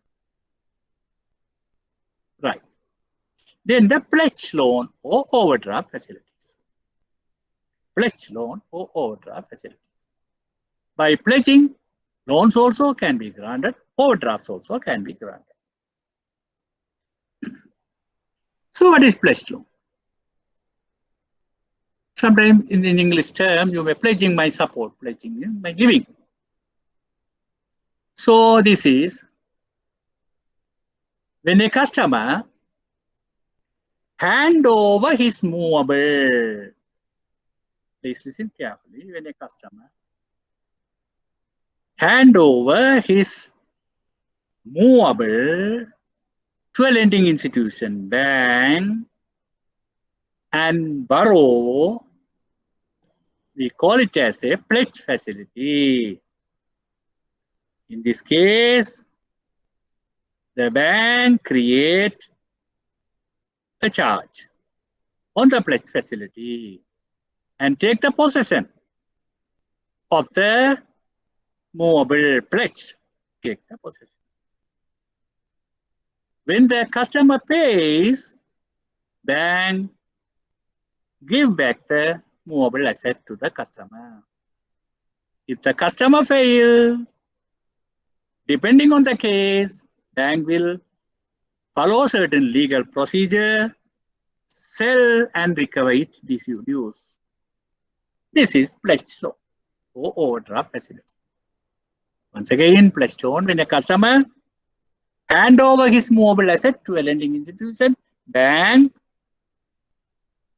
and borrow, we call it as pledge facility. The bank take a possession of the movable asset and create a legal charge on that movable asset. If the customer repays, the bank will lease the property, movable asset. If the customer default, bank will, depending on the case, bank will follow certain legal procedures and sell the movable asset and recover its dues. A good example for the pledging, almost all bank finance companies are doing. Pawning. Pawning is a sort of pledge facility. The customer hand over his jewelry and borrow. So now the possession is with the bank or the lending institution. Possession is with the lending institution. Borrow. When the customer pays, the lending institution return the goods, return the movable asset. Jewelry is a movable asset. Return. If the customer fail to repay, bank will auction it and recover its dues. The pawning is governed by Pawnbrokers Ordinance. Pawning is governed by Pawnbrokers Ordinance. There is another pledge facility. Another pledge facility. Paddy pledge facility is a reputed facility. Paddy pledge facility. In paddy growing area, paddy millers obtain this facility from the lending institutions, banks. Obtain this facility from the lending institutions. You are aware, paddy is a seasonal crop in Sri Lanka. Paddy is seasonal crop everywhere. So in our country, there are two seasons, Mahakanya and Jalkanya. Maha and Jal. So once in 6 months only you will get the harvest. So once in 6 months only the paddy millers can purchase this paddy. But every day they have to mill it because the rice is consumed every day by the people. So they have to put rice every day. But the raw material, that is paddy, they can purchase only once in 6 months. So they have to purchase in a big stock that they have to mill it for 6 months time. So big stock. They need a big amount of money, big warehouse to stock this paddy. Some paddy millers, especially in Anuradhapura, Polonnaruwa, Ambara, these are the big paddy millers. They purchase paddy over 1,000 million rupees worth every season. Over 1,000 million rupees worth paddy they purchase. So for that, they won't be able to give a suitable collateral or security. So what they do, they give the purchase paddy as the security. The purchase paddy as the security. Under bank control. Under bank control. So this is paddy pledge. So banks are granting these facilities. Paddy pledge facility. So the paddy millers are purchasing the paddy with the bank facility, and it will go under the bank control. Under bank control. Now, bank do not have big warehouses in those areas, Ambara, Polonnaruwa, and Radhapur. There are, of course, only paddy millers have their warehouses. So if it is under bank control, the paddy stock, if it is under bank control, then legally they must have their own warehouses or at least rented out warehouses. Yes. Now the banks are legally taking on lease the paddy millers' warehouses. Documents are prepared, and the banks are taking the paddy millers' warehouse on lease for a nominal monthly payment, or say about 1,000 rupees. And then the paddy stock are stocked there.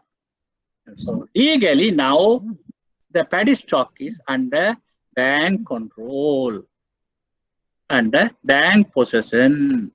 Under pledge, the movable asset, that is in this case the paddy stock, should be under bank possession and control.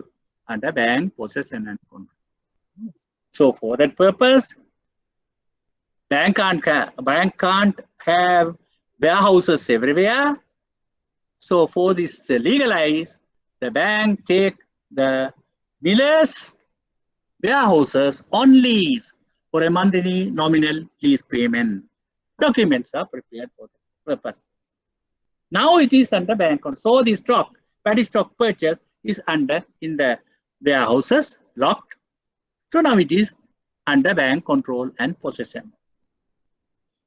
So this is a paddy purchase facility. So now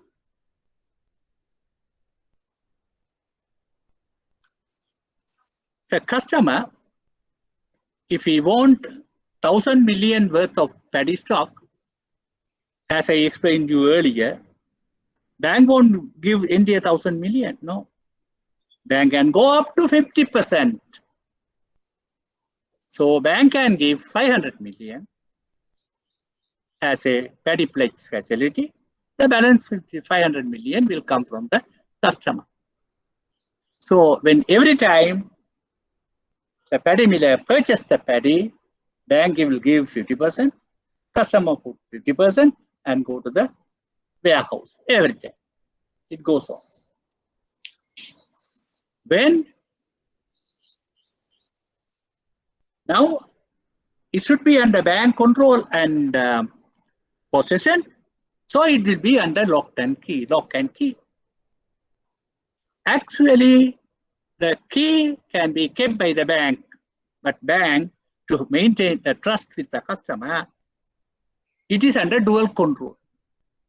One key is with the customer, one key is with the bank under dual control. So when the customer wants the paddy stock for the milling purpose, bank manager also will go, customers also will come, open, take. What is going in, what is coming out, the paddy stock, all entered. There are books for that purpose, all entered and the values are entered. So when the customer take paddy stock out, that is 50% is customer's money, 50% bank, 50% plus interest will be paid, and then only he can take that stock out. So it is operate like that way. This is paddy pledge facility. In, as I told you, in Ambara, Anuradhapura, Polonnaruwa areas, and even Vavuniya, all these areas, this facility has been granted by the banks, paddy pledge facility. So here, now, earlier I have explained to you about mortgage loans and OD. That is governed by Mortgage Act. That is governed by Mortgage Act. These paddy pledge also governed by the Mortgage Act, certain section of the Mortgage Act. So the paddy pledge loan is governed by the certain section of the Mortgage Act. You will learn all these things later under legal module. Under your legal module, you will learn. So the pledge facility, there are two types of pledge facilities. Now I explain. One is pawn brokering, pawning. That is governed by Pawn Brokers Ordinance. Pawn Brokers Ordinance. Paddy pledge is governed by Mortgage Act, certain section. So these different you must know. Both the pledge facilities. So this different.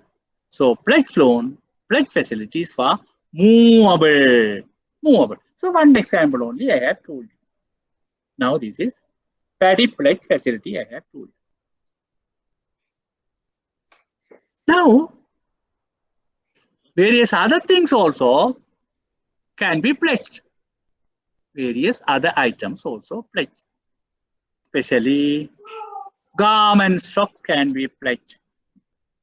Garment importers can obtain facility. Textile importers can obtain facility by pledging their goods to the bank. That is, keeping under bank possession and control, they borrow their stock. Then vehicle spare parts importers, sugar stock, various types, motorcycle stocks, bicycle stocks can be pledged to the bank. Actually, these things are after importation. So the imported items are pledged to the bank. So that's what the pledged loan or OD for movable in local items as well as imported item as an import facility can be. So pledged loan, OD facilities. So the pledged loan, the important thing, possession and control is with the bank, but the ownership is with the customer.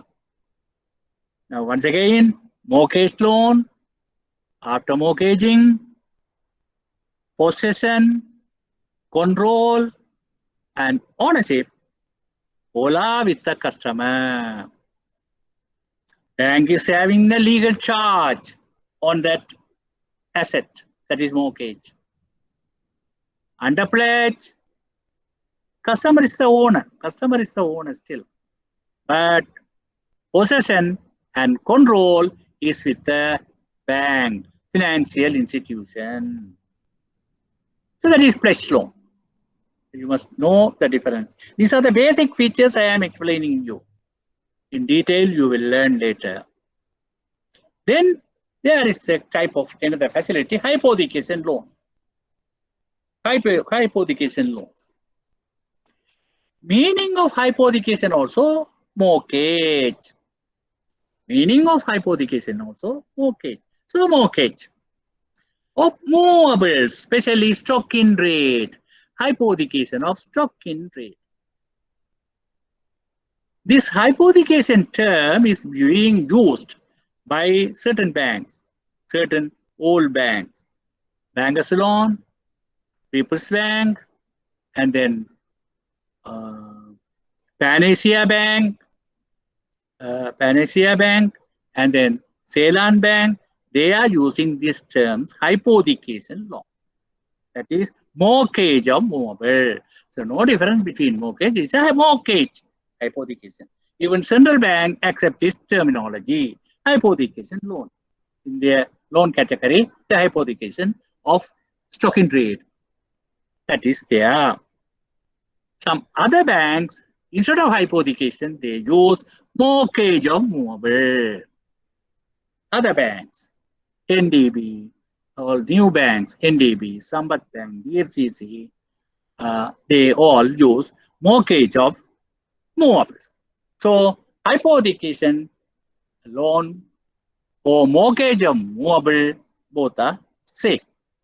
Terminology only different, but the concept is same. Right. So this is a mortgage. So here also you can provide this facility, local item, imported item also. After importation, you can obtain this hypothecation facility by mortgaging. So this hypothecation facility, ownership also with the customer and the possession also with the customer. But the bank will have the legal charge on the movable asset. Various item can be hypothecated or various item can be given under hypothecation facility. So this is hypothecation facility. Then series of loans facilities or revolving credit facility. Now the series of loan, this terminology is used by the old banks. Bankers Loan, People's Bank, Panacea Bank, they use series of loans facility. And the other banks, the same thing, terminology differ, revolving credit facility. Yeah. Now this is actually for the imported item, this facility, series of loan or the revolving credit facility, this is for the imported item, mainly. If a customer, a manufacturer, he need raw material. Every month he has to import. And then the first month, just for example, 1 million rupees of raw material. Second month, 1 million rupees of raw material. Third month, 1 million. Similarly, every month he has to import. After third month, his manufacturing product will come out. So he will get about 1.5 million income. So thereafter, every month, 1 million raw material purchase, 1.5 million income he is getting. So he needs facility to purchase this raw material. So every month he can apply and get 1 million and pay every month he can't. No. So instead of that one, when he apply, the bank can grant, mark a limit. The first month, second month, third month, yes, 3 million limit marked. Facility 3 million limit marked. Then he is getting 1.5 million. Okay, 1 million plus interest he pays. Then the limit, what he has obtained 3 million, now it has come down 2 million. So he can go for 1 million. So he, by giving a letter, he take 1 million to purchase the raw material. So 3 million rupees limit is approved for this customer. Then Every month he has to pay 1 million plus interest, and then he can take 1 million.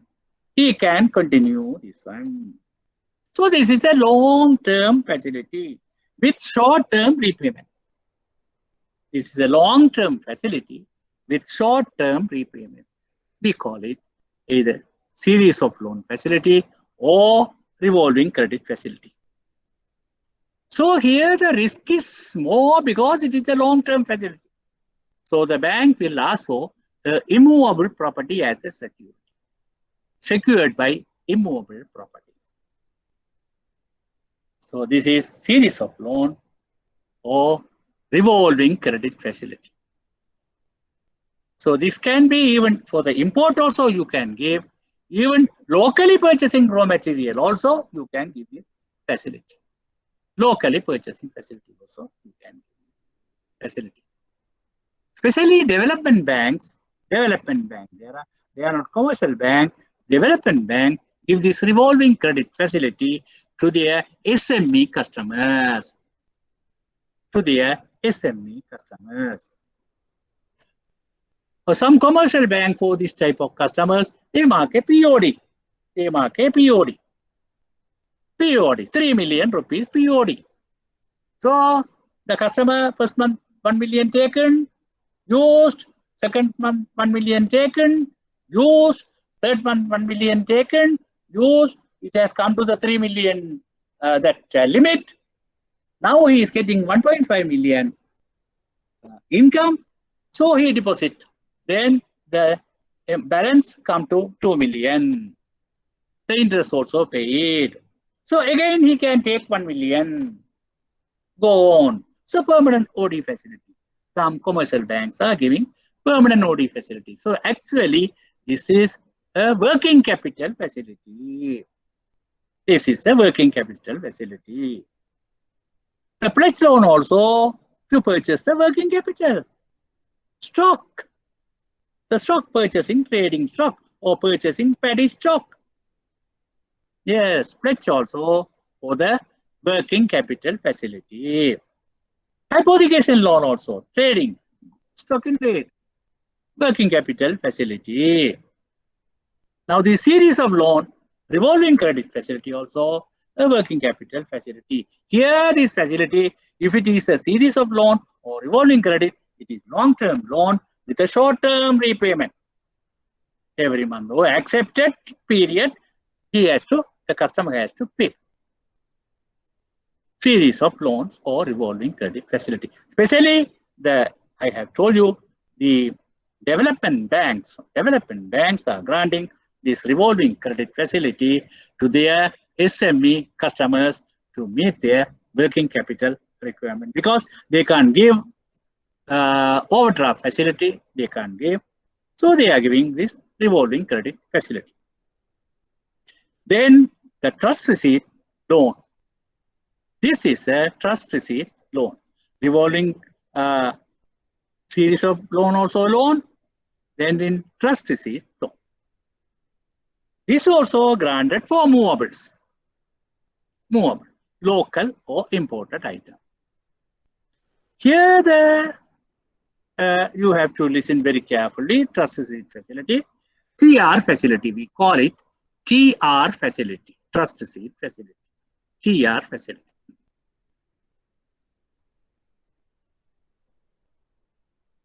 Okay, now I will tell you, please listen to this very carefully. When a customer purchases a stock of goods for trading purposes, a consignment for a trading purposes or for manufacturing purposes, he borrows from the bank.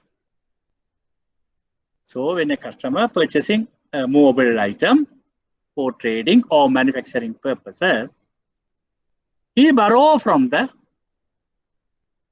bank or lending institution bank by entering into a trust receipt document. By entering into a trust receipt document. Here the trust receipt document. In the trust receipt document, the customer agrees bank is the owner of this consignment stock or the stock. Bank is the owner. And the bank on trust release the goods. The bank on trust release the goods to the customer for him to sell or use and pay back the loan. This loan is called as trust receipt loan, TR loan. Once again, a customer purchase stock, customer either purchase or import a stock of materials, a consignment. The customer either purchase locally or import a stock of goods for trading purposes or for manufacturing purposes by borrowing from a bank and by entering into a trust receipt document. In the trust receipt document, that customer agrees bank is the owner of the goods and the bank on trust release the goods to the customer for him to use, that is for him to trade, sell or use and pay back the loan. This is trust receipt. So now in the trust receipt, according to this trust receipt document and trust receipt facility, owner of the good is the bank and the possession and control of the good is with the customer. Owner of the good is the bank and the possession and the control of the good is the customer. It's just opposite the pledge facility. The pledge facility, owner is the customer, possession and control is with the bank. Now, trust receipt, owner is the bank, possession and control is with the customer. Another important thing, trust receipt loan, all other loans what we have discussed, guarantee loan, mortgage, comes under civil procedure. If there are any problem or default anything, bank can take action under civil procedure court, civil procedure court. Civil case, generally we call civil case. But the trust receipt facility, it is coming under penal code, criminal code, criminal procedure. The main difference. Trust receipt facility governed by penal code. So if a customer default is trust receipt loan, if the bank made a complaint in the police, police will arrest the customer and produce the magistrate court. So it will be dealt under criminal procedure. That is trust receipt facility. So major categories we have. So once again, under mortgage loan, ownership is with the customer. After mortgage, ownership is with the customer. Possession and control also with the customer.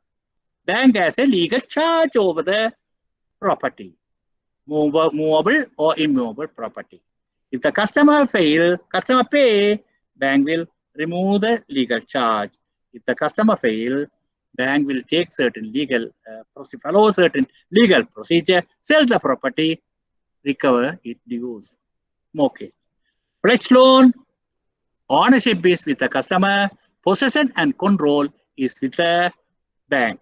And the bank will have a legal charge. If the customer pay, bank will take the legal charge. Otherwise, bank can follow certain legal procedure. Depending on the cases, sell the property, sell the movable asset, recover its dues. Hypothecation case also, hypothecation loan also, the possession and control and the ownership are with the customer. And the series of loan, it is normal. And the trust receipt loan, it is other way, that is, owner is the bank, control and possession is with the customer. It comes under criminal procedure. These are very basic information about the advances. Other type of advances. Other type of advances. Bridging loans. Bridging loans. The bridging loans mean, as the name implies, bridging. A temporary facility granted to the customer pending a permanent facility. A temporary facility granted to a customer pending to a permanent facility, that is bridging loan. Now, as an example, a customer, maybe SME customer, has applied for a loan for a SME. They are, of course, put a construction of the building and purchasing machineries and everything he has included. So he want to purchase a machinery for about 5 million rupees. What he has done, he has made a booking with the importer of machinery by paying about 500,000 rupees as an advance for the purchase. He will saying we will purchase the machinery worth of 5 million rupees. Okay, he applied to a bank, and there is a delay. Maybe he would have agreed to mortgage his property as a security, but maybe due to certain thing, there is a considerable delay in obtaining the loan. Now, the importer of the machinery has imported. He is waiting for this person to clear the machine, take the machine. But there is a delay. And finally, the importer has told this customer, SME customer, look, here I have given you all this time. If you are not clearing this, if you are not taking this machine, I am going to sell to some others and I won't pay you advance. I won't pay you advance. So now the customer, SME customer is in problem. He go to the bank. Look here, I have waited all this time. I have paid an advance also. Now he says, I must take the machinery within the course of this month. Otherwise, he will sell to others and he won't pay my advance. Then the bank, of course, yes, what to do? Okay. So the bank can give a temporary facility. Bank can give a temporary facility to purchase this machine, pending the other matters. Pending other matters. So this bank can give, say, 500,000 rupees. Or what is the amount of the machinery? 5 million rupees. Okay, the 5 million rupees bank can grant a facility to purchase the machine. So this is this money, but this is a temporary facility. This facility will be recovered when the permanent facility is granted. But this temporary facility is risky because what is the sort of security? Maybe sometime with the two guarantors, the bank has to grant. So this is a highly is a risky facility. So bank may charge a higher interest rate for this bridging facility. Bank may charge a higher interest rate for this bridging facility. So these are bridging facilities, bridging loans. In foreign countries, these bridging loans are very famous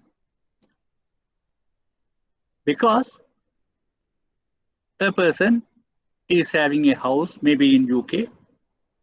A person is having a house, maybe 2-roomed house he is having. Now he has with the children, he want to go for a bigger house, maybe 3-roomed house. So for that he has to sell this house. If he sell only with this money, he can ask for a bank facility, finance company facility. He can purchase the other big house. Okay, he has made arrangement to sell this house, but it will take that buyer of this two-room house says, I will pay you after, it will take some time, maybe around 5 months time. I will pay you. But the three-room house which he want to purchase, he says, no, you have to buy within 1 month. Otherwise, I am going to sell it to others. So this money will come after 5 months, but this money he has to pay within a month. So where are the financial institution? They provide the facility for him to purchase pending selling this house. So this selling is sure he will get the money in 5 months time. So they will give. So this is a bridging facility. This is a close bridging facility. Now because less risky because from within 5 months, by selling this house, he is going to get the money. The agreement is there for that purpose. So the finance company will give the money, he can buy. This is closed. But there are some cases, sometimes this two-room house still no buyer. But that three-room house, he has to buy within 1 month. So that also the finance companies are providing the facility, bridging facility. Pending, when he find a buyer for this house and sell and get the money, pending that one, the finance company will give him money to purchase this three-room house. Open house. This is open bridging facilities. Open bridging facilities. These open bridging facilities risky. We don't know whether this house will be sold in 1 month or 2 months, 5 months or 1 year. But the finance companies are giving that facilities there in UK. Maybe in our country also, because now people are going for big houses, from selling their small houses, going for big houses. So this facility may come in our country also. Right. And then foreign currency loans. Yes. Actually, I mean, generally, the foreign currency loans have been granted with the central bank approval or with the BOI approval for the BOI projects. That is, foreign currency loans mean the loans in dollar, Japanese yen, or euro, pounds, these loans. But now, central bank has allowed to grant this facility to the export earning people also. This facility is extended. But generally, with the central bank approval or the BOI approval only, the commercial bank, their FCBU unit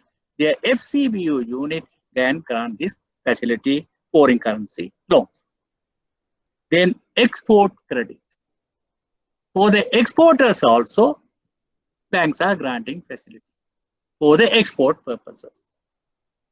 One is pre-shipment credit.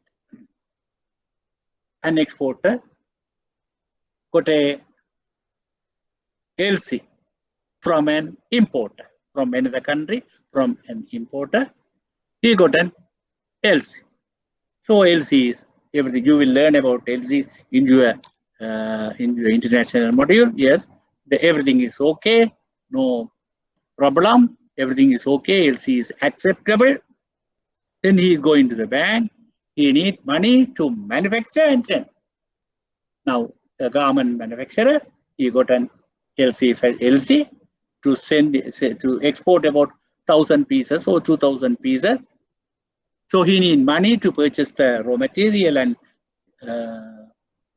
pay the laborers. Actually, that is working capital requirement. You go to the bank study. If the LC, everything is acceptable, the bank can give him the facility.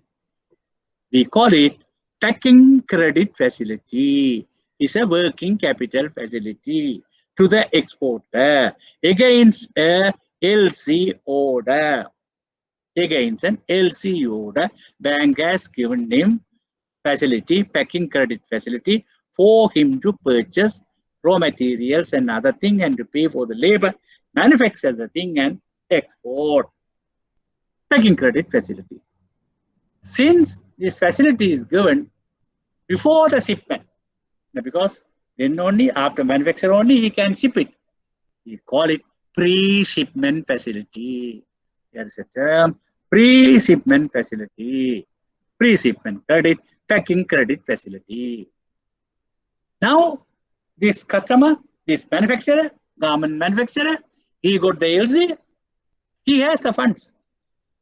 He has the fund. He can somehow or other get the fund. Purchase the raw material, manufacture, pay the labor and everything. Yes. And export and send. Then as I told you earlier, he prepare the bill for the payment with the shipping document. He make the bill and hand over the bill and shipping document to his bank and ask the bank to pay the bill in the sense, discount the bill, purchase in the bill, ask the bank to purchase in the bill and pay him.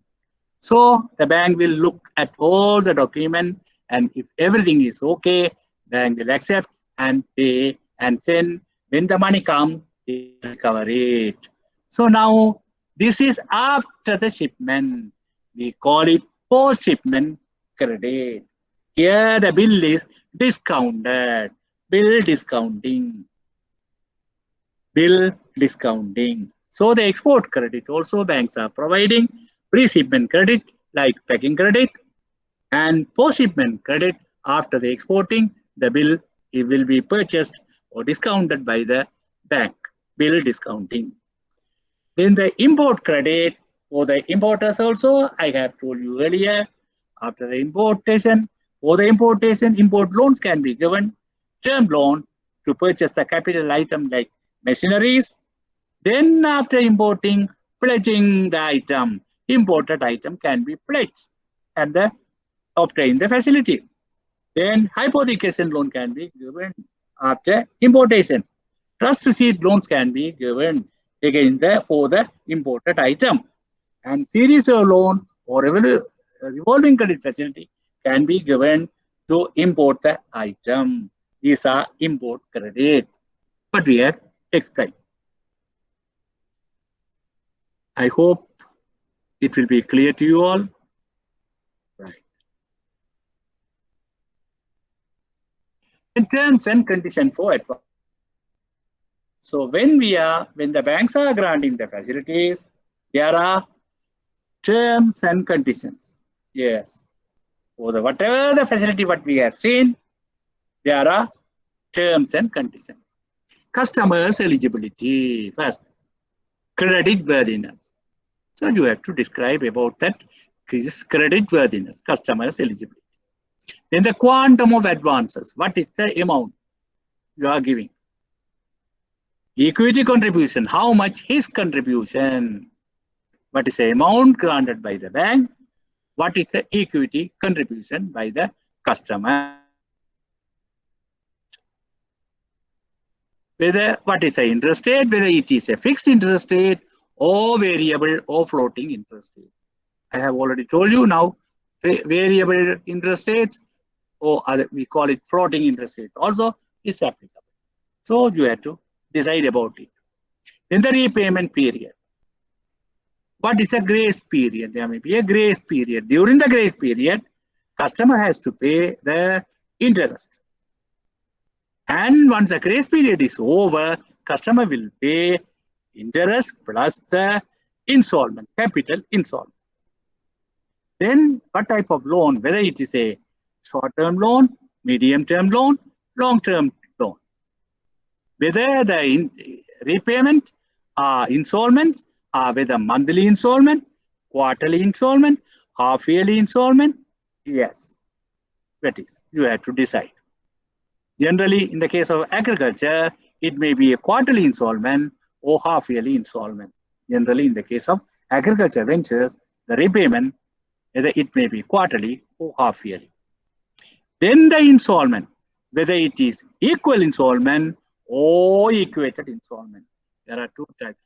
In the case of equal installment, the capital sum is divided by the number of installments. Capital sum is divided by the number of installments. If the loan is 120,000 loan, repayable in 12 months, so 120,000 divided by 12, 10,000 rupees. So every month, customer has to pay 10,000 plus interest on the capital amount outstanding. So every month, the customer has to pay plus interest on the outstanding amount. So first month, he has to pay interest on the NTA amount 120,000. Second month, the loan amount will be reduced to 110,000. So interest on 110,000. So when it is coming, the amount payable will be reduced. So we call it reducing balance method. We call it reducing balance method. In other one, equated installment. This is based on a mathematical formula about depending on the loan amount and the interest rate, etc. Based on the mathematical formula, every month customer will pay an equal amount. Customer will pay an equal amount every month.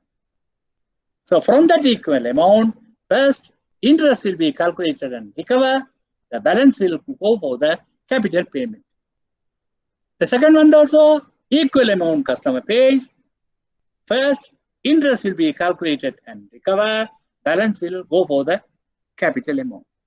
Since every month capital amount is reduced, the interest also will be reduced. But whereas the capital amount will get increased. Capital repayable will get increased. So this is also diminishing balance method. Interest recovered, interest is on diminishing balance method. But here, every month, customer will pay the same amount based on the mathematical formula. This generally, that equal installments are generally for short-term or maybe sometime medium-term loans, equal installment method.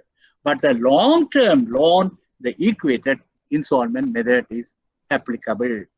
Housing loan, long-term housing loan, this equated installment method is applicable. Then what are the securities?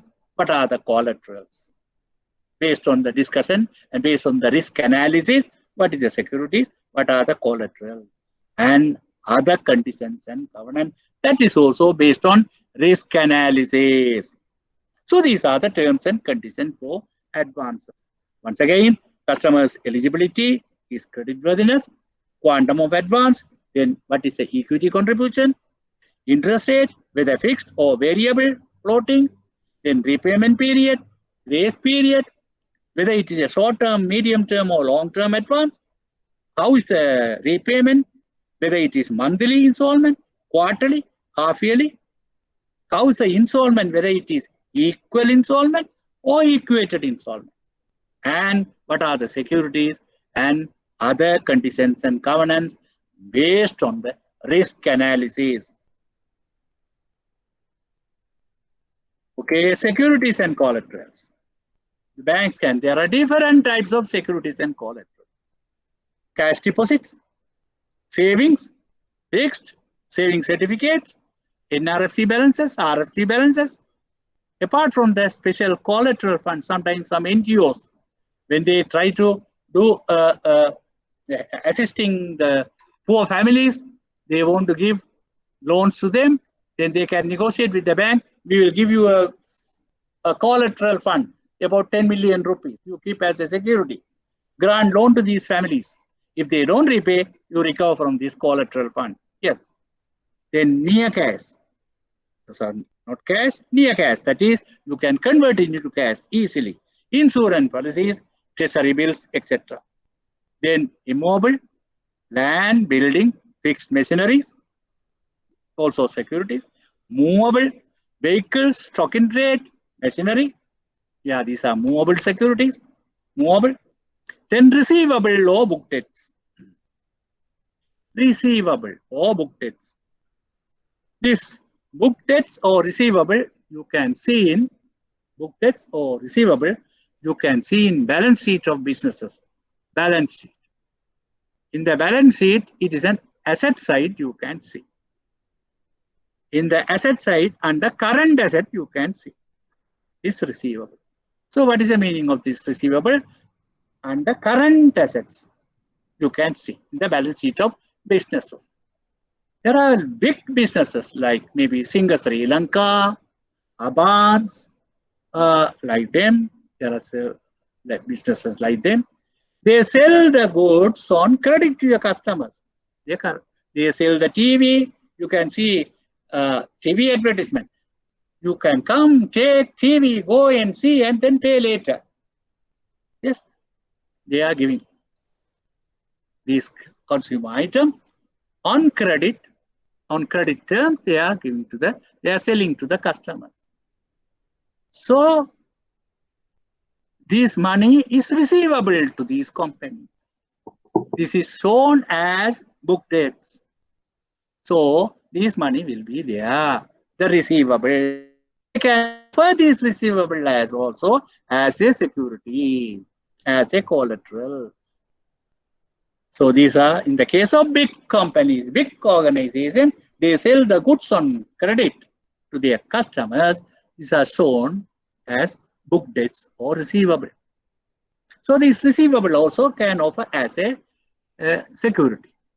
But one thing, if the bank is accepting this security, this is, we call it assigning the book debts or assigning the receivable, assigning the book debts as the security. But only thing, in the receivable, there may be bad debts also. These book debts, there are bad debts also because customer would have taken purchase, but they didn't pay. So those are bad debts. So if you are granting facility against these book debts or receivable, you have to separate those bad debts. Like our non-performing advances, there may be, yes, bad debts in those businesses, receivable or book debts. So you have to do an age analysis. Age analysis, we call it. So analyzing, removing the bad debts, outstandings, here you remove it, and the balance you will consider to grant the facility. So generally, in the case of good businesses, bank will consider up to 50% of the book debts or receivable as the facility. Then guarantees. There are personal guarantee, company guarantee. Company guarantee means a group of companies. Group of companies. There is a parent company and their subsidiary companies. Group of companies. There are so many groups. Haley's group of companies. Yes. So one example, Haley's group of companies. So the parent company and then the subsidiary companies. When the subsidiary companies borrow, the parent company can guarantee. So we call it corporate guarantee or company guarantee. Corporate guarantee or company guarantee. Yes, that is, in the case of subsidiary companies, the parent company can guarantee. Then the indemnity. Indemnity. So indemnity and guarantee almost same. The difference is, in the case of guarantee, the guarantor promise, if the borrower doesn't pay, I will pay. If the borrower doesn't pay, I will pay. That's it, guarantor says.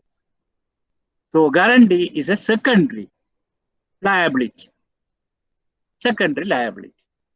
Accepting. But in the case of indemnity, whether the borrower pays or not, whether the borrower pays or not, I will pay. So under indemnity, the person accepts the primary liability. So the guarantor accepting the secondary liability, but in the case of indemnity, he accepts the primary liability. And then credit guarantee. This is given by the central bank to the banks when they give facilities, central bank, when the government says, when the government advises the commercial bank to grant facilities for the priority sectors like agriculture or industry, you give. If there is any default, we will pay you.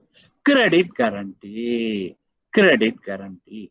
Actually, when the agriculture credit was started in 1976, yeah, 1972. When the agriculture credit was started in 1972, government has provided 100% credit guarantee for the default of agricultural loans through the central bank.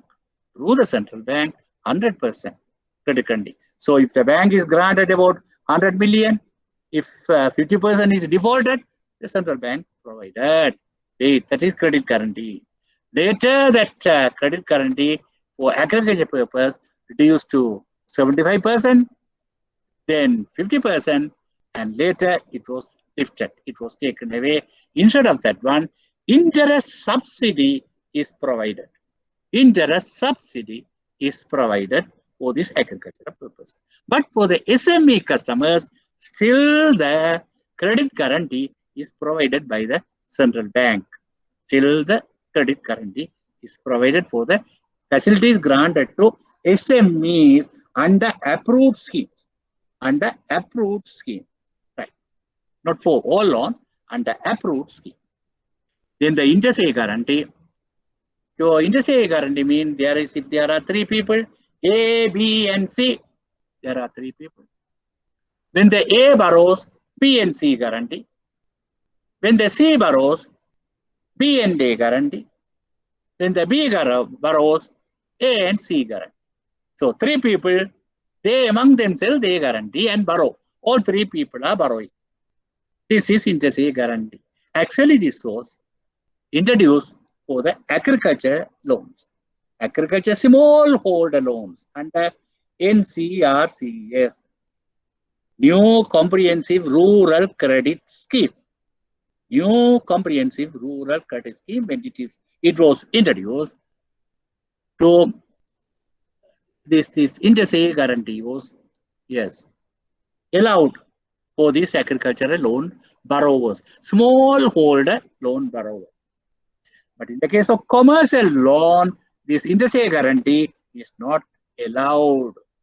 In the case of commercial loan, interest guarantee is not allowed. Only in the case of small agricultural loan, it was allowed. Then group guarantee. This is also under poverty alleviation program. There are group formation. Each group, there are 5 to 6 members.